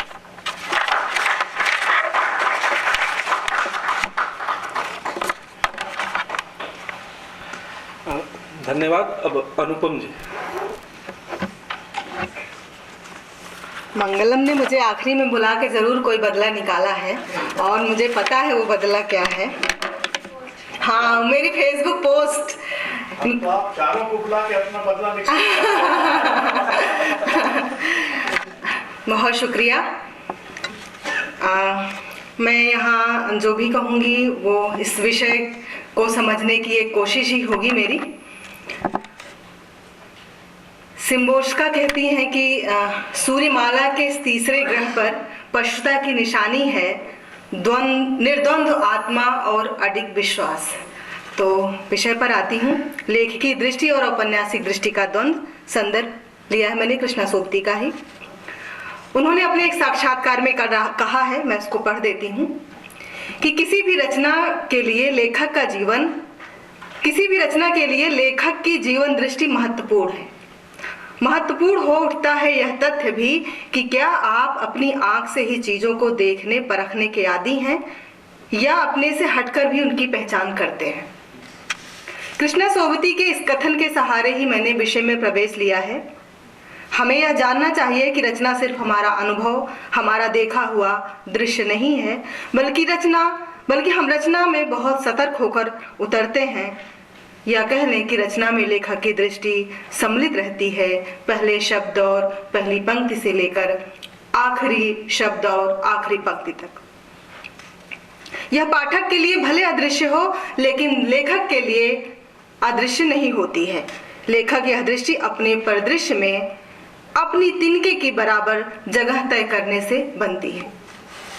अब अगर विषय लेखकीय दृष्टि और औपन्यासिक दृष्टि का द्वंद्व पर फोकस किया जाए तो यह समझने की जरूरत पड़ेगी कि औपन्यासिक दृष्टि क्या है। जगन्नाथ ने इसको कहने की कोशिश की है अपने आर्टिकल में कि औपन्यासिक दृष्टि क्या है और लेखकीय दृष्टि क्या है। क्या एक ही औपन्यासिक दृष्टियां हैं? बिना इन दोनों पदों को स्पष्ट किए दोनों के बीच के द्वंद्व को स्पष्ट नहीं किया जा सकता। औपन्यासिक दृष्टि को समझने के लिए हमें उपन्यास विधा की जन्म पूर्व की स्थिति परिस्थिति से लेकर आज तक उपन्यास की जो सजीव यात्रा है, उसका विकास, बदलाव, उसकी विभिन्न अवस्था, गति और ठहराव है कि पड़ताल से, उसके इतिहास से वर्तमान तक की यात्रा से गुजरना पड़ेगा। औपन्यासिक दृष्टि को जानने के लिए हमें यह जानना होगा कि एक विधा के रूप में उपन्यास का जन्म कैसे हुआ और क्यों हुआ। क्या उपन्यास की संरचना अपने जन्म से लेकर आज तक यथावत बनी हुई है? यदि हम पाते हैं कि यह यथावत नहीं है तो फिर एक प्रश्न पूछना होगा कि एक निरंतर गति में बने रहते हुए समय समय पर उसके स्वरूप में बदलाव क्यों और कैसे हुआ। यानी औपन्यासिक दृष्टि को जानने के लिए यह समझना होगा कि वे कौन से कारणभूत संदर्भ थे जिसमें महाकाव्य जैसी विधा का अंत और उपन्यास जैसी विधा की शुरुआत हुई। एक समय में जासूसी उपन्यास ही क्यों लिखे गए? उनके पीछे कौन सी दृष्टि सक्रिय थी, वह कौन सी सामाजिक संरचना थी, वे कौन से मूल्य थे जिसके कारण उपन्यास की वह संरचना, कथा वस्तु और शिल्प विधान प्रयोग में आया। हम कह सकते हैं निश्चय ही वह एक सामंतवादी दृष्टि थी। इसी तरह दूसरे समयों में कैसी सामाजिक, आर्थिक, सांस्कृतिक, राजनीतिक संरचना और दृष्टियों का जन्म हुआ जिसके चलते पहले के औपन्यासिक दृष्टि में बदलाव आया और उसके स्थान पर उपदेशात्मक, चरित्रवादी, आदर्शवादी यानी कि मध्यवर्गीय जीवन मूल्यों को केंद्र में रखकर उपन्यास लिखे जाने लगे और आगे चलकर यथार्थवादी जैसी उपन्यास की संरचना प्रकाश में आई जिसके लिए जनवादी दृष्टि का प्रयोग होने लगा। इसी समय ऐतिहासिक दृष्टि में उपन्यास लिखे गए। आप जयशंकर प्रसाद के उपन्यासों का नाम ले सकते हैं। मुंशी प्रेमचंद की उपन्यास की यात्रा को ध्यान में रखा जाए तो यह स्पष्ट हो जाएगा कि उन्होंने पहले आदर्शवादी उपन्यास की रचना की और फिर आदर्शोन्मुख यथार्थवाद की। प्रेमचंद इन शैलियों और दृष्टियों को इसलिए बदल रहे थे क्योंकि उनके सामने का संदर्भ बदल रहा था। ये शैलियां उनके लेखकीय दृष्टि को उचित तरह से अभिव्यक्त नहीं कर पा रही थीं। इसके अलावा भी कुछ औपन्यासिक दृष्टियां हैं जैसे औपनिवेशवादी, मनोवैज्ञानिक, मनोविश्लेषणवादी, उत्तर आधुनिकवादी या स्त्रीवादी। यानी ये सभी दृष्टियां इसलिए पैदा हुई क्योंकि हमारा समय, हमारा समाज निरंतर गतिमान रहा, क्योंकि हमारी चिंतन प्रक्रिया बदल रही थी, समाज को समझने और अभिव्यक्त करने की नई नई सैद्धांतिकियों की खोज हो रही थी। सिर्फ हमारा लोकल परिदृश्य बदलने से ही हमारा साहित्यिक मूल्य और उसकी संरचना नहीं बदलती, बल्कि ग्लोबल परिदृश्य के बदलाव से भी हमारा परिदृश्य प्रभावित होता है। ये दृष्टियां उन वैश्विक बदलावों से भी पैदा हुई। लेख की दृष्टि क्या है और यह कैसे निर्मित होती है, हमें इसे भी जानना चाहिए। दृष्टि हमारे देखने का वह तरीका है जिससे हम किसी घटना, वस्तुस्थिति को व्यक्तिगत या सामूहिक तौर पर देखते हैं। इसके पीछे हमारा विश्वास, मान्यताएं, मूल्य, विचार, अनुभव और राजनीति सक्रिय होती है। सृजन के किसी भी रूप में लेखक की यह दृष्टि सबसे प्रमुख होती है। यहीं से लेखक के दृष्टिकोण का पता मिलता है। दृष्टिकोण की सबसे पहले चर्चा, ये कोट मैंने आदरणीय विनोद जी बैठे हैं उनके एक लेख से लिया है। हेनरी जेम्स के निबंध द आर्ट ऑफ फिक्शन में पढ़ने को मिलती है, जिसके लिए वे केंद्रीय चेतना शब्द का प्रयोग करते हैं। वे लिखते हैं, कहानी के 5 मिलियन तरीके हो सकते हैं, पर प्रत्येक कहानी को तभी उचित ठहराया जा सकता है जब कहानी में कोई केंद्र प्रस्तुत किया गया हो जो लेखक के दृष्टिकोण की पहचान कराता हो। यह लेख की दृष्टि लेखक के अतीत से, उसकी भविष्य की कल्पना से, वर्तमान के विभिन्न नैरेटिव से, लेखक के आर्थिक, सांस्कृतिक, राजनीतिक, सामाजिक और वैचारिक ओरिएंटेशन और मूल्यों की पक्षधरता से तैयार होती है। कुछ लोग पक्षधरता शब्द से खासा दूरी बरतते हैं। कृष्णा जी से इसके लिए सरोकार शब्द का इस्तेमाल करती हैं, लेकिन कोई भी रचना इसके पैमाइश से दूर नहीं जा सकती, क्योंकि वह रचना एक भूगोल में घटित होती है, एक मूर्त और सजीव समाज में घटित होती है, एक विशेष राजनीतिक समय में घटित होती है। अब आते हैं उस द्वंद्व पर जो दोनों ही पदों के बीच एक योजक प्रत्यय की तरह है। द्वंद्व मनस्थिति है जो दो या दो से अधिक वस्तुओं, विचारों, मूल्यों, विश्वासों, पक्षों के चयन में हमारे मन मस्तिष्क में घुसती है, हमें अस्थिर करती है। कह सकते हैं कि समाज में वस्तु सत्य को जानने, समझने और पाने के जो 2 या 2 से अधिक प्रतिरूप मॉडल्स प्रचलित होते हैं, उन प्रतिरूपों के चलते ही द्वंद्व पैदा होता है। यानी द्वंद्व समाज में पहले से ही उपस्थित होता है, जहां से लेखक का मन मस्तिष्क बन रहा होता है। रचना के पात्र भी अलग अलग मॉडल से आते हैं, वे भी एक जैसे नहीं होते, इसलिए पात्र के भीतर भी द्वंद्व की स्थिति मौजूद रहती है। मित्रों मरजानी में मित्रों की जेठानी, देवरानी के व्यक्तित्व और चरित्र और नैतिकता आदि को इस संदर्भ में देखा जा सकता है। तीनों ही स्त्रियां जवान हैं, लेकिन तीनों की सोचने की पद्धति अलग है। कृष्णा सोबती कहती हैं, लेखक के अंतर द्वंद्व उसके चेतन और चेतन मस्तिष्क, उसके चेतन और चेतन और देह भाषा में गुथे रहते हैं। बुद्धि, तर्क और भाव संवेदन सभी मिलकर उसे मुखड़ा प्रदान करते हैं। इनमें से किसी को भी एक दूसरे से अलग देखना शायद मुश्किल होगा। यही परिवार का वातावरण और सांस्कृतिक पर्यावरण महत्वपूर्ण हो उठता है। यहीं से उभरते हैं उसके सुखद और दुखद आवेश, जो अनजाने ही उसकी जिज्ञासा, रुचि और सरोकार को तय करते हैं। इन्हीं अनदेखे मिश्रणों के रहस्यों से छनकर रचना अस्तित्व में आती है। रचनाकार की मानसिकता, परिवेश, अतिरेक, तटस्थ विवेक उसकी सीमाओं और क्षमताओं को तय करते हैं। वे अन्यत्र शिल्प को जगह देते हुए कहती हैं कि लेखक का शिल्प कथ्य और विचार का रचनात्मक विमर्श संघर्ष समाज के अहम बीचों बीच से गुजरकर पात्रों तक पहुंचता है, अनुभव की संज्ञा ग्रहण करता है। अब मैं बात करूंगी कृष्णा जी लेखन के उन बिंदुओं की जहां से दृष्टिकोण और द्वंद्व जाहिर होता है। मैंने इसके लिए 2 ही उनके उपन्यास चुने हैं, एक तो मित्र मरजानी और जिंदगी नामा। जिंदगी नामा उस हिंदुस्तान की तस्वीर पेश करता है जो अविभाजित है और जहां दूसरे राज्य एक मुल्क की तरह, अलग मुल्क की तरह पहचाने जाते हैं।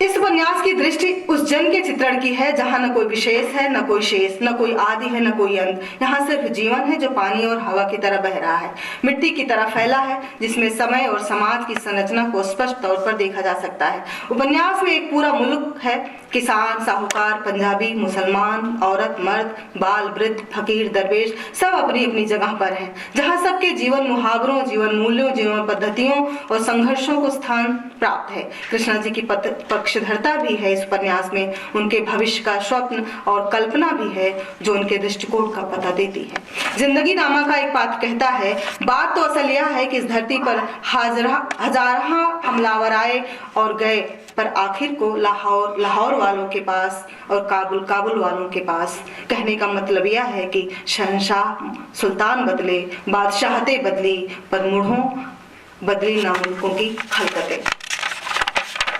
दूसरा पात्र गड़ा सिंह कहता है कि नहीं, बादशाहों या हुकूमत सरकार की अपनी करनियां हैं, कहीं हिंदुओं को भड़काए, कभी मुसलमानों को लशाए, कभी सिखों को, ईसाई बेचारे तो किस गिनती।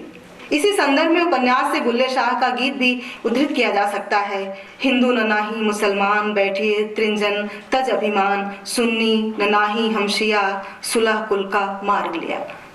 सामूहिक और सामुदायिक जीवन की भरपूर उत्फुल्लता, खेती किसानी, गीत रीत, रुक्षता, तरलता, कठिनाई, सब इस उपन्यास, सब कुछ के होते हुए भी उपन्यास की केंद्रीयता इसकी समरसता में है। यही इस उपन्यास का मेगा नरेटिव है। लेकिन एक जगह किसान का भी चित्र आता है जिसमें वो कहता है कि जीवियों की मेहनत मजदूरी जट किसान के जिम्मे और घुड़ चढ़ी निगरानी शाहों के, घोड़े पर चढ़ इधर उधर देखो, खेतों पर नजर मारी, मशीरी की और फसल के दाने अपने कोठों में भर लिए, पसीना बहाया तो कामियों ने।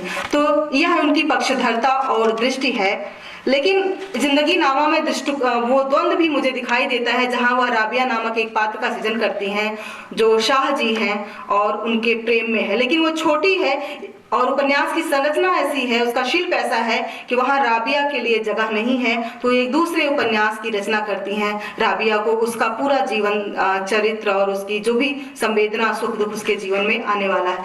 मैं सिर्फ मित्र मरजानी की आखिरी पंक्ति की तरफ आपका ध्यान दिलाना चाहूंगी, जहां से लेखक का जो द्वंद्व है, जो मैंने पहले बात की कि कैसे वो अपने समय और समाज से निर्मित होता है। जिस मित्रों की रचना वो इतनी बोल्डनेस के साथ करती हैं और अंत जिस तरह से करती हैं, वह एक द्वंद्व ही उनका हमें दर्शाता है जो कि उस समाज से लेखक का दृष्टिकोण बन रहा होता है। इसी तरह उनका जो एक उपन्यास है यारों का यार, जिसमें वो बहुत भरपूर गालियां देती हैं पूरे उपन्यास में, लेकिन एक जगह माँ की गाली आती है तो अपने साक्षात्कार में कहती हैं कि बहन की गाली तो उपन्यास की संरचना के साथ एक सार हो चुकी है, लेकिन जब माँ की गाली देने लिखने की बात आती है तो उनको लगता है कि उपन्यास में खटक पैदा करता है, इसलिए वो एक वहाँ वेजिटेरियन गाली का इस्तेमाल करती हैं। तो लेखक कितना भी उसका दृष्टि साफ हो, लेकिन समाज का जो एक नैतिक मूल्य होता है, नैतिक चरित्र होता है और समाज जिस समय में होता है उसका दंड उस लेखक के रचना में कहीं ना कहीं हमें देखने को मिलता है। तो मैं यही अपनी बात खत्म करती हूँ। शुक्रिया।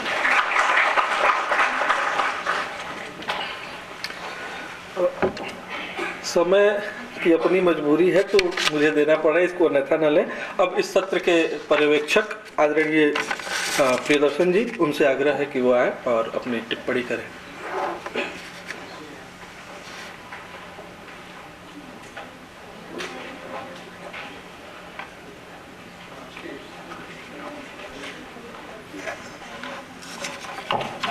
मित्रों, पर्यवेक्षक के नाते क्या करना है मुझे, ये ठीक मैं समझ नहीं पाता हूँ कई बार। क्या जो पर्चे पढ़े गए, हाँ भाई मैंने सोचा कि बिना समझे बोला जाएगा, क्या जो पर्चे पढ़े गए उनका मूल्यांकन वो तो मैं नहीं करने जा रहा हूँ। एक बात है कि मैं जब पर्चे चारों सुन रहा था तो थोड़ी निराशा भी हुई और कई बातें ध्यान खींचने वाली भी हुई। ये समझ में आया कि हमारे युवतर साथी पढ़ खूब रहे हैं, चाहे रजा फाउंडेशन के दबाव में पढ़ें चाहे अपनी मर्जी से पढ़ें, लेकिन वो पढ़ रहे हैं और अपने ढंग से चीज़ों की व्याख्या भी कर रहे हैं। उपन्यास की परंपरा पे कुमार मंगलम जो बोल रहे थे या आगे भी लेखकीय और औपन्यासिक द्वंद्व पे जो बात हुई, उसमें दिखता रहा कि कई बातें सामने आई हैं जो महत्वपूर्ण हैं। लेकिन मुझे लगता है जिस एक बात की तरफ ध्यान दिया जाना चाहिए था कि आखिर लेखकीय द्वंद्व और औपन्यासिक द्वंद्व में क्या अंतर होता है। कई बार ये होता है कि हम लिखना कुछ चाहते हैं और हमारे चरित्र हमारा हाथ छुड़ा के भागने लगते हैं। टॉल्स्टॉय का जिक्र आया, युद्ध और शांति का जिक्र आया, मैं अन्ना करीनिना को याद कर रहा था। टॉल्स्टॉय ने किसी ऑर्थोडॉक्स क्रिश्चियन लड़की की कहानी पढ़ी थी जो बेवफाई की और इस तरह की कुछ कहानी थी। उन्होंने तय किया कि मैं कैसा उपन्यास लिखूंगा जो रूस की लड़कियों को आदर्श जीवन की जीना सिखाएगा। उन्होंने जो लिखा, अन्ना उनके हाथ से निकल गई, वो अपने ढंग से उसने अपना रास्ता तय किया। ये द्वंद्व मुझे लगता है, हाँ बिल्कुल बिल्कुल, तो वो जो द्वंद्व है, एक लेखक जो कहना चाहता है और उसके किरदार उसके सामने खड़े हो जाते हैं कि तुम अपने आप को बदलो, तुम ये नहीं कर सकते हो, ये लेखक और औपन्यासिक दृष्टि का एक द्वंद्व है। क्या कृष्णा सोबती के सामने ऐसे द्वंद्व थे? दो बिंदु मुझे लगातार दिखाई पड़ते रहे हैं। एक तो सिर्फ कृष्णा सोबती के संदर्भ में नहीं, हिंदी की जो हमारी पुरखिन लेखिकाएं हैं जिनसे हमने काफ़ी कुछ सीखा भी है, जिनमें कृष्णा जी के अलावा मन्नू भंडारी हैं, अमृतला गर्ग हैं, इनमें से किसी से पूछिए कि आप स्त्रीवादी लेखक हैं, तुरंत वो उसको खारिज करती थी। स्त्रीवादी लेखक होना किसी को कबूल नहीं था, जैसे लगता था कि ऐसा होके कुछ छोटी हो जाएंगी, कुछ दूसरों की निगाह में कमतर हो जाएंगी। लेकिन उनकी कहानियां, उनकी रचनाएं, उनका उपन्यास उनको वही साबित करती थी। हाँ, ये एक फर्क है। और ये लेखकीय द्वंद्व अनुपम ने बिल्कुल आखिरी में जिसकी चर्चा की, मैं उसको नैतिकता वैतिकता से नहीं जोड़ता हूँ। जो लौट आती है मित्रों मिर्जानी के मित्रों, आखिरी में मुझे लगता है कि यहाँ लेखकीय द्वंद्व जो था कृष्णा जी का, उनके औपन्यासिक द्वंद्व पे हावी हो गया और अंततः कृष्णा जी उसको लौटा ले आई अपने उपन्यास के अंत को शिल्प के हिसाब से थोड़ा कमजोर करते हुए, क्योंकि वो बहुत ही कृत्रिम किस्म का इंतजाम पड़ता है। जो लड़की जीवन भर एक खास तरह से खास विद्रोह को जीती रही है, बिल्कुल आखिरी लम्हे में बहुत नाटकीय ढंग से लौट आती है, तो लगता है कि कृष्णा जी का कोई द्वंद्व उनका पीछा कर रहा था। लेकिन वो द्वंद्व मोरालिटी का द्वंद्व नहीं था। एक चीज जो कृष्णा जी के लेखन में व्यक्तित्व, व्यक्तिगत आजादी और सामाजिकता के बीच चुनाव का द्वंद्व है। मित्रों मर्जानी अगर मित्रों की कहानी है तो एक संयुक्त परिवार की भी उतनी ही गहरी कहानी है। उसमें जो अलग अलग भाइयों का परिवार है या जिंदगी नामा, वो शाहनी वहानी की कहानी नहीं है, एक पूरे भारतीय महासागर को रखने वाली कहानी है। तो लगता है कि कृष्णा जी उस समाज के बिना व्यक्ति को अधूरा पाती थी और उसके बावजूद उनको व्यक्ति की आजादी जरूरी लगती थी। तो ये जो द्वंद्व है, ये कृष्णा जी के लेखन में बार बार दिखता है, व्यक्ति और समाज का।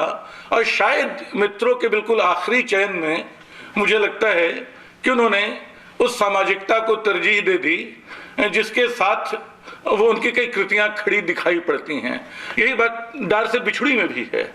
वो किस डार से बिछुड़ी हुई है, उस पर जाएंगे तो पता चलेगा वो समाज नाम की वो शाखा है जो उसके हाथ से छूट गई है।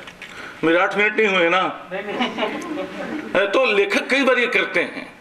मैंने मिलान कुंदेरा को देखा है, वो एक नकली चरित्र खड़ा कर देगा, बोलेगा कि ये तो मैं एक कृत्रिम चरित्र खड़ा कर रहा हूँ, ये कोई रियल कैरेक्टर नहीं है।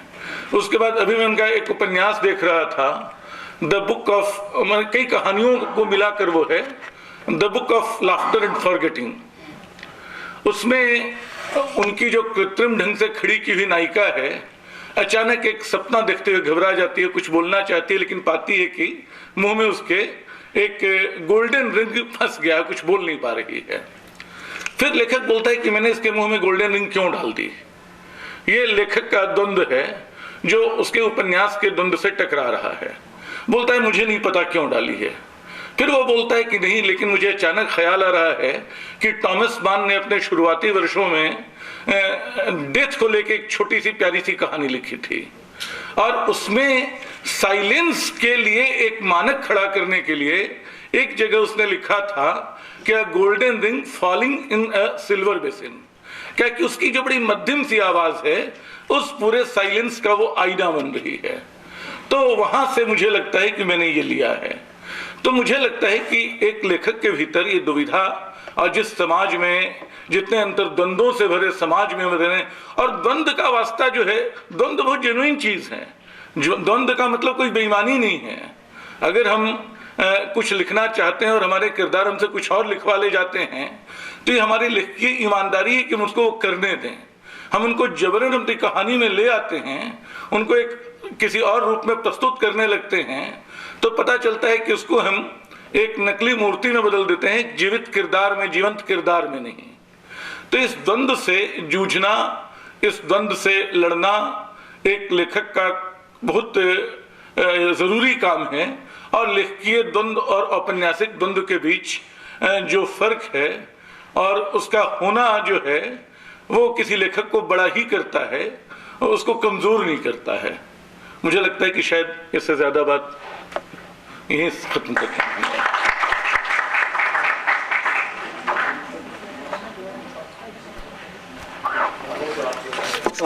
धन्यवाद सर। और मैं इस सत्र के सभी वक्ताओं के प्रति धन्यवाद देता हूं। और अगला सत्र भाषा का वितान है जिसके वक्ता है रश्मि भारद्वाज, अमिता मिश्र, विहाग वैभव, और इस सत्र का संयोजन कर रही हैं रश्मि भारद्वाज जी। आप लोग आ जाएं और सत्र कंटिन्यू करें।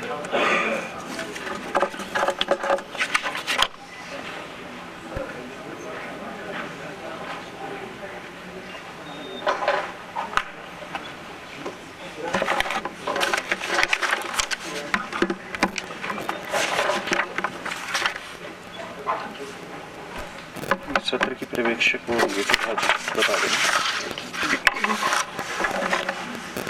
आप सबको नमस्कार। सबसे पहले तो मैं हमारी लेखक नागरिक की स्मृति को नमन करती हूँ। यह एक टर्म मैंने कृष्णा जी से लेकर अपनी आत्मा में समाहित किया है, जो हमारे लिए, जो हमारी युवा पीढ़ी है, जो आगे बढ़ चुकी है या अभी चलना सीख रही है, उनके लिए बहुत ज़रूरी है कि कृष्णा जी कहती हैं। हमें हो सकता है कि कृष्णा जी की भाषा से इत्तेफाक ना हो, उनके पात्रों के द्वंद्व, उनके गठन से हम मुतासिर ना हो, लेकिन वो एक चीज़ जो कृष्णा जी से हमें सीख के सहेज लेनी चाहिए कि बीच का रास्ता अब कोई नहीं है। सत्ता के गलियारों में, सत्ता के चकाचौंध में हम सिर्फ खो सकते हैं। कृष्णा जी तो कहते हैं कि लेखक नहीं बचेंगे, मुझे लगता है साबुत ही नहीं बचेंगे, लेखक ही नहीं रह पाएंगे। तो इस एक शब्द के लिए हमें कृष्णा जी का बहुत बहुत आभारी होना चाहिए। और इसके साथ मैं इस सत्र का आरंभ करती हूँ। सत्र का जो शीर्षक है वो है भाषा का वितान, और इसमें हमारे साथ अमिता मिश्र, विहाग वैभव और मैं खुद हूँ, और हमारे सत्र की प्रोफेसर सुधा सिंह जी हैं। सबसे पहले मैं अमिता मिश्र जी को मंच पर आमंत्रित करना चाहूँगी। अमिता जी युवा आलोचना का एक सधा हुआ नाम है और दिल्ली विश्वविद्यालय में पढ़ाती हैं, और नीलाक्षी जी तेजी ग्रोवर पे उनका बहुत काम है जो चर्चा में रहा है। इस युवा में यह उनका पहला वक्तव्य है। अमिता।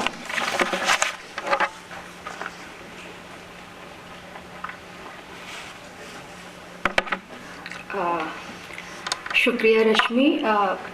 सभी को मेरा नमस्कार। यहाँ पे बहुत सारे विद्वान लोग बैठे हुए हैं, दिल्ली विश्वविद्यालय के प्रोफेसर भी हैं। सभी को मैं नमस्ते करती हूँ। और एक्चुअली कृष्णा सोबती को जब मैंने पढ़ा और पढ़ना शुरू किया तो बड़ी सारी बातें मन में आईं, और बातों में ये था कि कहाँ से शुरू करें, कितना उनके बारे में कहा जा सकता है। तो मैंने ये अपने पर्चे में ये कोशिश की है कि जो बातें मुझे टच कर रही हैं, जो बातें मुझे उनके बारे में छू रही हैं, उसके बारे में मैं बात करूँगी। युवा का एक सत्र हो चुका है और इस सत्र में कुछ कुछ उनके पहलू खुल चुके हैं कि उन्होंने किस तरह का लेखन किया है, क्या क्या लिखा है। हमारा जो विषय है वो भाषा का वितान है, तो मैं कुछ बातें यहाँ से शुरू करूँगी कि बहुत कम उम्र में जो पहला उपन्यास कृष्णा सोबती जी का मेरे हाथ में आया वह था डार्सी बिछुड़ी। तो मैंने सोचा यही कि जब मैंने उसको पढ़ा, और उस समय पर एक समय होता था जब हम अपने छोटे शहर में होते थे तो हम ज़्यादा लेखक से इत्तेफाक नहीं रखते थे कि भाई लिखने वाला कौन है। डार्सी बिछुड़ी उपन्यास लगा और हमने उसको पढ़ा। तो जैसे जैसे पाशो के जीवन में बदलाव आता है, और अभी सभी ने कहा कि कैसे एक जो अपनी नानी के घर में पल रही है, माँ उसकी कहीं और चली जाती है, किसी से विवाह कर लेती है, तो कितने सारे उनकी माँ के ऊपर अभियोग लगाए जाते हैं कि भाई वो तो किसी के घर की पटरानी बन गई हैं, और उसका जो खामियाजा है, उसका जो दर्द है वो पाशो झेलती है। और बड़ी बड़ी कटघरे में पाशो को रखा जाता है कि भाई ऐसे नहीं करना है, ये नहीं करना है, लेकिन उस कटघरे की जो बंदिश है वो पाशो तोड़ डालती है, और तोड़ना पड़ता है, मजबूरी है उसकी कि वहाँ से वो निकले। तो मुझे जब वो चूंकि कम उम्र में पढ़ा था तो बड़ी छटपटाहट थी पाशो को लेकर के, बड़ी पीड़ा थी कि अब वो किसके हाथ में पड़ेगी, कैसे पड़ेगी, और क्या क्या उसके साथ होने वाला है। वही हुआ। और अच्छा, इस बात में मुझे एक बात और, मैंने किसी पश्चिम के लेखक को पढ़ा था कि जब दुख में व्यक्ति होता है तो उसके कुछ लोग उसके समीप भी आ जाते हैं और उसकी दुनिया कुछ बड़ी भी होती है। तो पाशो के साथ ये भी मैंने होते देखा कि पाशो बहुत कठिन समय में है, पर कुछ लोग उसको प्रेम करने वाले भी कहीं से मिल जाते हैं, और जीवन कहीं ना कहीं इसी खरबदर में निकलता है। तो जैसे वो एक जगह पर कहती है कि मैं चरखड़ी पे खड़ी लज हूँ एक। अच्छा, इसमें जो भाषा है, भाषा अगर मैं डार्सी बिछड़ी हुई में देखूं तो काफ़ी पंजाबी है, देसी शब्दों का इस्तेमाल है, आंचलिकता है। शायद मुझे इतना जो समझ पा रही हूँ, मुझे ये लग रहा है कि कृष्णा सोबती जी जिस तरह की लेखक थी उससे ये पता चलता है कि वो छू सके, जो उनके पास कोई इस तरह का वो नहीं था कि वो बनाती कि भाई यही हमें लिखना है, इसी तरह से लिखना है। वो पात्र जिस तरह से बोलते गए वो उसी भाषा में उसको लिखती गई, तो उसमें बड़ी स्वाभाविकता आ गई है।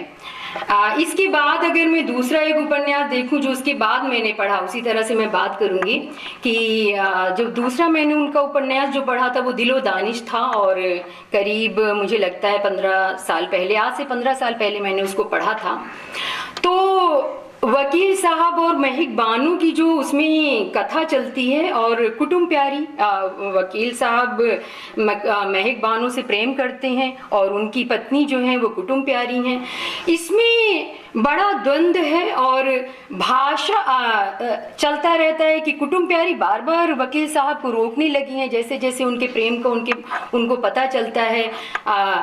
महक बानो अब 2 बच्चों की माँ है, और वकील साहब कभी उनके पास आते हैं, कभी नहीं आते हैं। इस बात का महक बानो को कहीं ना कहीं आगाज है कि वकील साहब उनको छोड़ करके जा सकते हैं। लेकिन अगर भाषा यहाँ देखें तो मैं बहुत उससे प्रभावित हो रही थी, बड़ी इम्प्रेस हो रही थी कि महक बानो जब भी कृपा नारायण जी के सामने अपने दिल का दरवाज़ा खोलने की कोशिश करती हैं तो फिर वो बड़े एक लहजे में ही बात करती हैं, मतलब मारधाड़ की उस तरह की भाषा नहीं है। कोई बात भी होती है तो एक उसका एक स्वभाव है, एक रुआब है, एक तरीका है उस बात को कहने का। जैसे एक प्रसंग यहाँ पर लेना चाहूँगी कि कुटुंब प्यारी बार बार वकील साहब पर जोर डालती हैं कि भाई जो कड़ा महक बानो के पास चला गया है उसको लेके आओ। और अब वकील साहब दबाव में हैं, उनको कुटुंब प्यारी महक बानो के पास जाना पड़ता है और उनसे कहना पड़ता है, क्योंकि पत्नी कुछ और है और महक बानो कुछ और है, उसके लिए वो स्पेस नहीं है जो पत्नी के लिए है। तो जब कड़ा लेने जाते हैं, कुटुंब प्यारी भी उनके साथ जाती हैं, तो बड़े ही अदब से, बड़े ही लिहाज से महक बानो अपना पूरा जेवर का डिब्बा उनके सामने उठा के रख देती हैं और कहती हैं भाई आप चुन लीजिए, ले लीजिए आपका जो भी कड़ा है। और कुटुंब प्यारी जो एक पत्नी का जिस तरह का स्वभाव होता है वो कड़ा चुन भी लेती हैं और लेकर के चली आती हैं। मैंने वहाँ पे महक बानो को हिल जाना चाहिए था, पर वो हिलती नहीं है। तो ये जो भाषा है बाद में, लेकिन अभी बार बार इस बात को कहा जा रहा है कि मैंने भी पढ़ा कि कृष्णा सोबती जी ये चाहती थी कि मुझे स्त्री लेखिका ना समझा जाए। मुझे ऐसा लगता है कि शायद वो दौर था जब वो लिख रही थी, क्योंकि आज उनके 100 वर्ष पूरे हो रहे हैं, और जब उनका लास्ट भाषण हुआ था, जब वो आई थी और पुरस्कार वापस किए जा रहे थे, तो उसमें मैं भी थी और मैंने सुना था। उस समय मैं JNU में थी और मैं आई थी।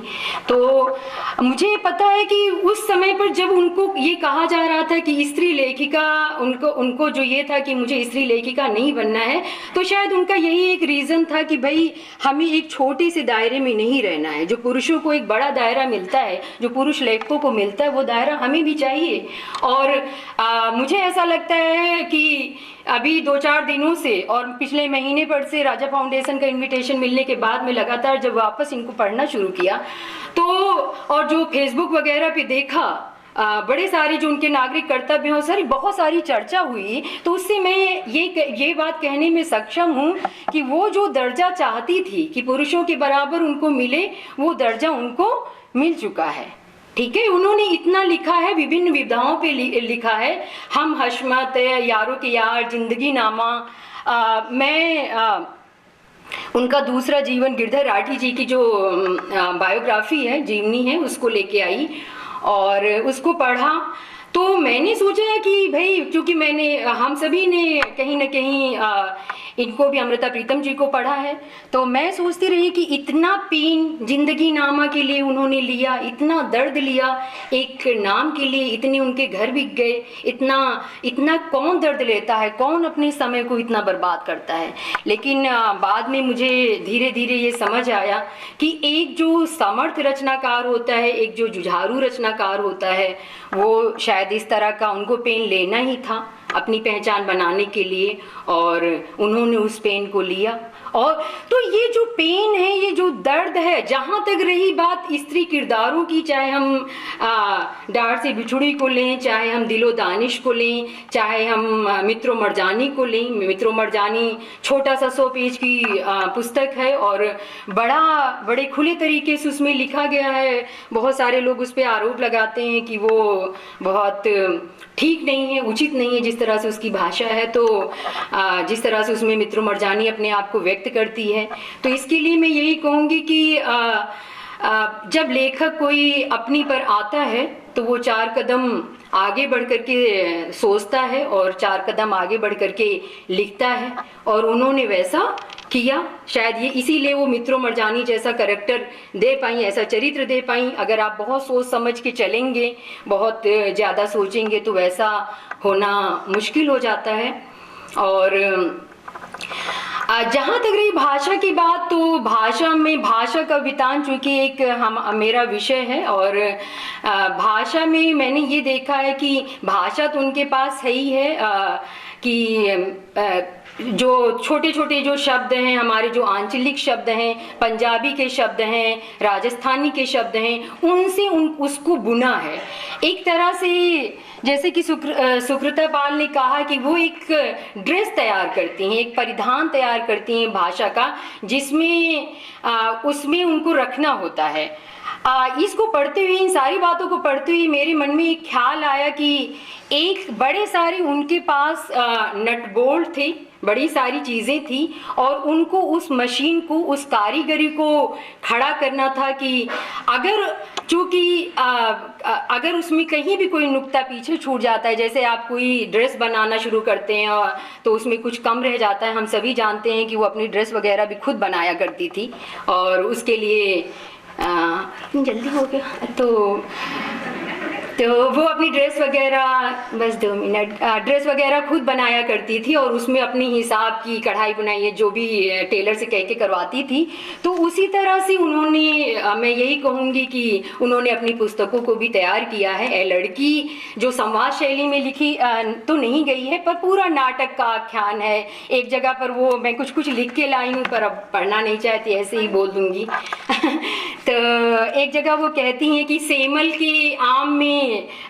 में भी आम के वो आते हैं, तो फल आते हैं और आ सकते हैं। तो मतलब जहाँ पर आपकी प्रत्याशा नहीं है कि यहाँ कुछ हो सकता है, वहाँ पर भी वो उस तरह से सोचती हैं। भाषा के लिए एक मैं और भी बात कहूँगी कि जो फिल्मों की भाषा है, शॉर्ट और सीन की भाषा है, दृश्य की भाषा है, तो दृश्य उनके पास बहुत हैं। 1-2 बातें खाली और कि महिलाओं के साथ अभी बड़ा कुछ मैंने पढ़ा कि महिलाओं के साथ अमृता प्रीतम जी के साथ और महाश्वेता देवी जी के साथ उनको कंपेयर करके देखा जाता है। तो मैं एक यहाँ पर ये कहूँगी कि अगर उनको अज्ञे जी के साथ और निर्मल वर्मा के साथ भी हम तुलना कर सकते हैं और उनको वहीं पे मैं बराबरी पर बराबरी पर खड़ी हुई उनको देखती हूँ, मैं उनको पाती हूँ जहाँ पर अज्ञे जी हैं और निर्मल वर्मा जी हैं। पर इन दोनों की भाषा हम सभी जानते हैं, निर्मल जी की भाषा बहुत इनोसेंट सी है, बड़ी मासूम सी है, अगर खरगोश की तरह से, या बड़े ही वो एक समाज को दूसरा पक्ष, किनारे का पक्ष ले लेते हैं। और अज्ञे जी तो कहते ही हैं कि हम नदी के द्वीप हैं, हम नहीं कहते कि हमको छोड़कर सत्य से नहीं बजाए, पर मैं साइड में रहना पसंद, किंतु हमें द्वीप, हम धारा नहीं है, स्थिर समर्पण है हमारा। तो लेकिन कृष्णा सोबती अपने चरित्रों के साथ बीच का जो मझधार है, मुझे ऐसा लगता है किसी मिडिल क्लास को, किसी अपर क्लास को उतना न करके, टारगेट न करके, बीच के लोगों को पकड़ा है और उनसे खूब जूझती हैं, खूब लड़ती हैं, उनकी बार बार बात करती हैं, उसी तरह के शब्दों का इस्तेमाल करती हैं। लेकिन सब जगह इस सब सारी चीज़ों के बाद उनके सारे लेखन में एक सौंदर्य विद्यमान है, एक सजीवता विद्यमान है और एक बड़े होने का लहजा भी विद्यमान है, जो बार बार आपको पढ़ने लिखने के लिए आकर्षित करता है। इसी के साथ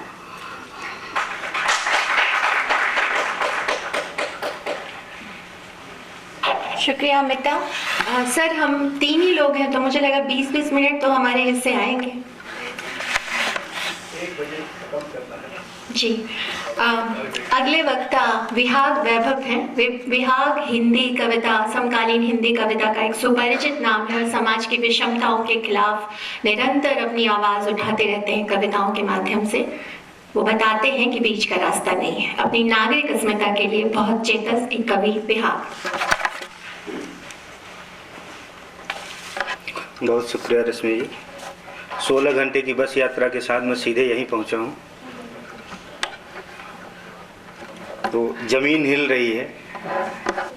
यूं भी ये बहुत स्वाभाविक है, बड़े लेखक की बात करते हुए हम जैसे छुटभैया लोगों की ज़मीन हिल ही जानी चाहिए। तो पहले जो कुछ बात हो गई है मैं वो कहूँगा नहीं।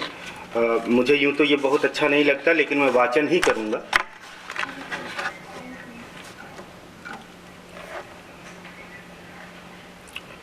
मैं ज्ञानियों वाला हिस्सा छोड़ देता हूँ।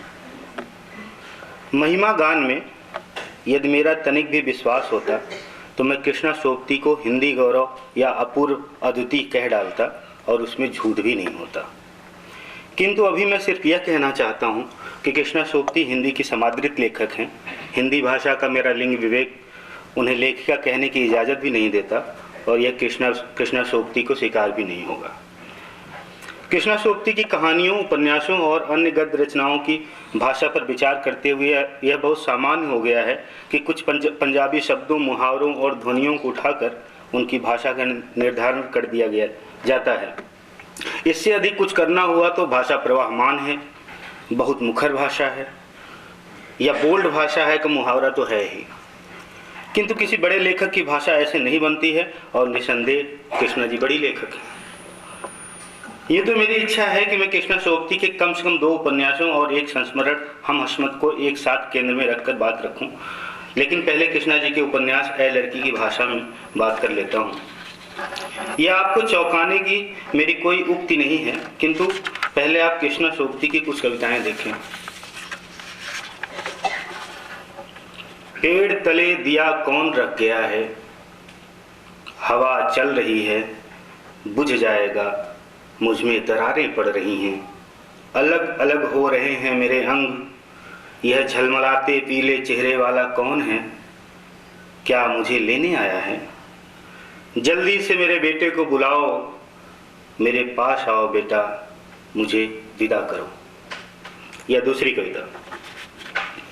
आकाश में उड़ते पाखी तो देखे हैं न तुमने, टहनियों से फूटती हरी हरी कोपलें भी देखी होंगी, बदलती रुत की हवाएं भी महसूस की होंगी, ओस जड़ी घास पर नंगी पांव चली होना, सर्दियों की गुनगुनी धूप भी सेकी होगी।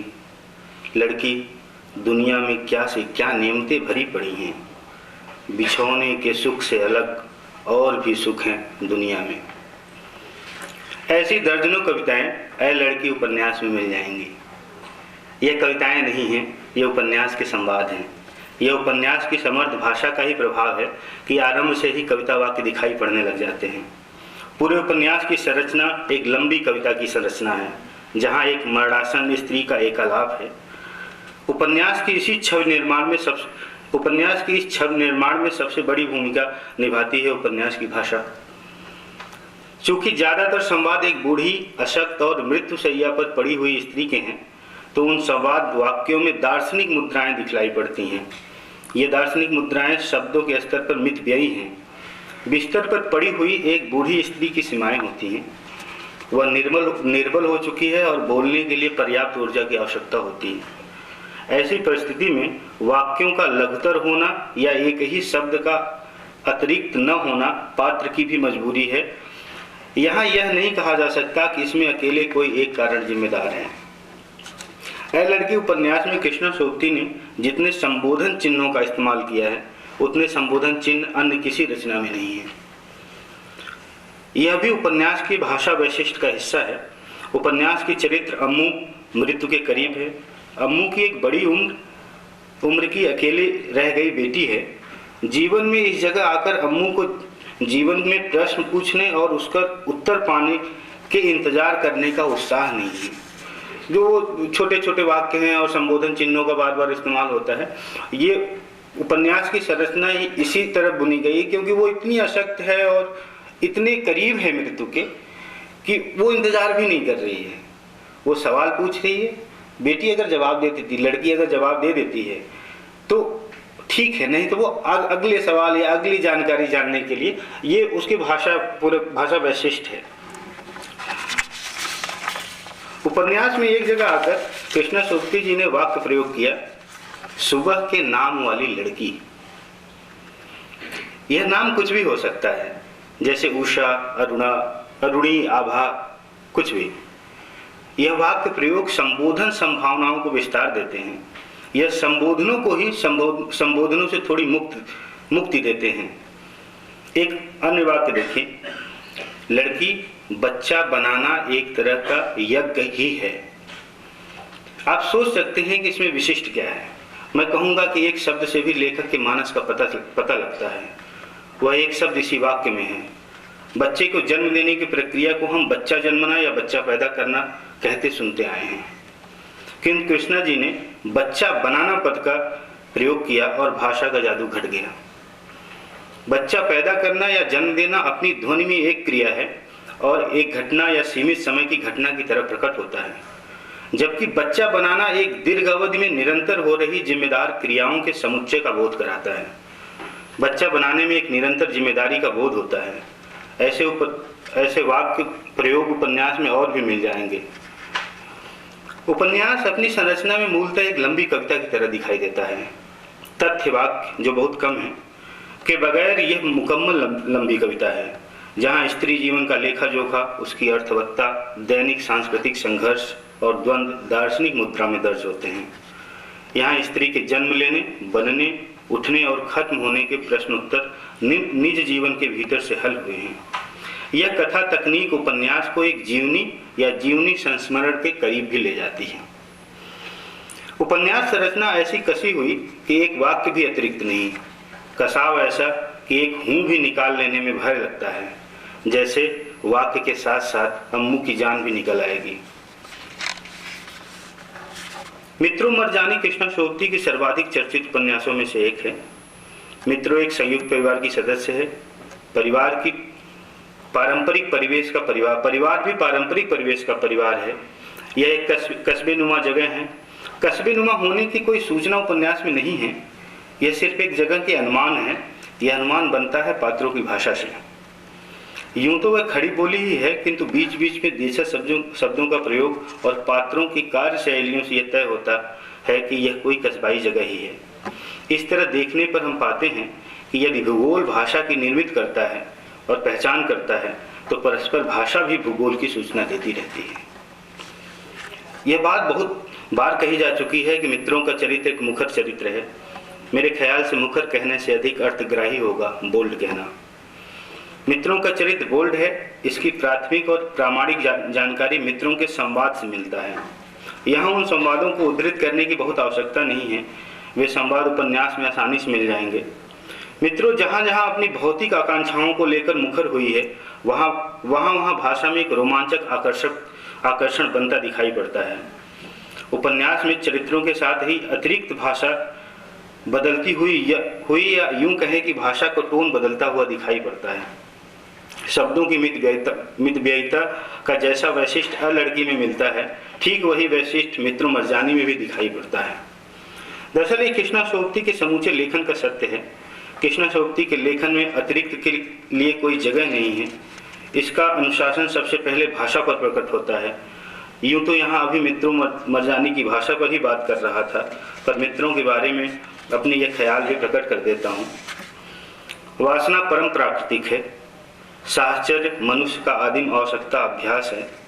प्रेम इन दोनों के अपूर्ण वृत्त छोरों के मध्य घटित होता है। पूर्ण वृत्त संभावनाहीनता है। बढ़ती उम्र के साथ साथ वासना का सूर्य डूबता है और साहचर्य का चांद उगने लगता है। मित्रों इसी वासना साहचर्य के बीच बनाए गए छिछले नैतिक नियमों और पुरुषों के खोखले काम गौरव के बीच झूल कर रह जाती है। उसमें उफनती हुई उस्मित नदी है, जिसका सामना करने के लिए न पति तैयार है न परिवार। समाज उसमें बह रहे वैतरणी जल में आचमन करने की कुंठ इच्छा जरूर रखता है। उपन्यास जितना मित्रों के बारे में है, उतना ही परिवार, नैतिकता और अन्यान्य संबंधों के बारे में भी। किंतु भाषा में इतनी जगह छेकने के बावजूद वे संबंध इतने निर्जीव दिखाई पड़ते हैं कि सिर्फ अंत में सिर्फ मित्रों ही बच जाती है। यह मित्रों का ताप है, यह लेखक के मित्रों है। मित्रों अकेले भी पूरा उपन्यास है। कृष्णा सोबती की भाषा परिचर्चा के दौरान यह कह देना जरूरी समझता हूँ कि कृष्णा जी जब संस्मरण या टिप्पणी लिख रही होती हैं, तब सामान्यतः उनकी भाषा उनके उपन्यासों कहानियों से अलग होती है। यानी नॉन फिक्शन लिखते समय कृष्णा जी लगभग शुद्ध खड़ी बोली की भंगिमा अख्तियार कर लेती हैं। हम हशमत पुस्तक में यदि मियाँ नसरुद्दीन की को दरकिनार कर दें, तो बाकी सब कुछ शुद्ध खड़ी बोली में प्रकट होता है। हाँ, ये जरूर है कि उसमें कुछ उर्दू शब्दावलियाँ अवश्य दिखाई पड़ती हैं। भाषा ही लेखक की प्राथमिक पहचान होती है। कृष्णा सोबती की कथा भाषा भी अपनी विशेषता के लिए चर्चित, प्रशंसनीय और पुरस्कृत रहा है। बावजूद इसके कृष्णा सोबती की कथा भाषा में कुछ जगहें ऐसी भी दिखाई पड़ जाती हैं जो पीड़क भंगिमा अख्तियार कर लेती हैं। और कठोर होकर कहूँ तो वह जगहें कृष्णा सोबती की गौरवशाली भाषा पर अमीर धब्बे हैं। मित्रों मरजानी का वह दृश्य याद करिए। मित्रों की सास धनवंतरी मित्रों से रुष्ट होकर मित्रों के लिए कहती है, यह कूड़ा मेरे भाग्य था, इससे कोई चूड़ी चमारन अच्छी थी। अकेले मित्रों मरजानी में कम से कम ऐसी 3 जगहें हैं। अनुपस्थिति में यह संवाद अकेले मित्रों मरजानी में कम से कम ऐसी 3 जगहें हैं जहां इस तरह से जाति अपमान के शब्द वाक्यों का प्रयोग किया गया है। गौरतलब है कि क्या इन शब्दों की अनुपस्थिति में यह संवाद संभव नहीं होता? निसंदेह संभव हो जाता और खूब होता। कृष्णा जी के पास तो भाषा का जादू है।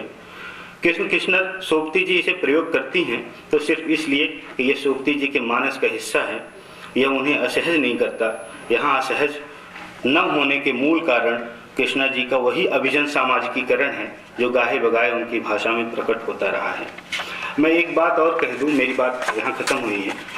अक्सर ये कहा जाता है कि ये जो वाक्य प्रयोग हैं चूड़ी चमारिन या कंजरिन की, अक्सर ये कह दिया जाता है, इसे डिफेंड किया जाता है कि यह तो चरित्र बोल रहा है, यह चरित्र की भाषा है, यह लेखक की भाषा नहीं है। हम सब जानते हैं अंततः जो एक रचना होती है, क्रिएटिव राइटिंग होती है, वो लेखक के गिरफ्त में होती है और लेखक को उस पर काबू होता है वो कैसी भाषा का इस्तेमाल करना चाहता है। कृष्णा जी बहुत सारी जगहों पे बहुत सचेत हैं। जैसा अभी पहले सत्र में किसी ने कहा कि माँ की गाली देने से वो बच रही हैं, अनुपम जी ने कहा शायद माँ की गाली देने से बच रही हैं। अगर वो माँ की गाली देने से बच रही हैं तो चमारन कहने में उन्हें समस्या क्यों नहीं हो रही है? जबकि यह ऐसा नहीं कि बहुत पिछले समय की बात है, 200-150 साल पहले की बात है। हम आज़ाद हो रहे हैं, आज़ाद हो चुके हैं और तब ये सब लिखा जा रहा है। और बहुत अजीब बात है कि इस पे हम आपत्ति भी नहीं करते, इसे सुनना भी नहीं चाहते। अगर सुन भी लेते हैं तो प्रतिकार करते हैं और कहते हैं कि ये तो चरित्र भाषा है। ऐसा नहीं होता है। मनुष्य का या लेखक का एक सामाजिकीकरण होता है, सोशलाइजेशन होता है और उसी से उसकी भाषा भी निर्मित होती है। तो कृष्णा जी की इन भाषाओं को, इन धब्बों को छुपाने की जरूरत नहीं है। अपने लेखक की सीमाओं को गिनाने से लेखक का ही कद बड़ा होता है। इतनी सी बात थी।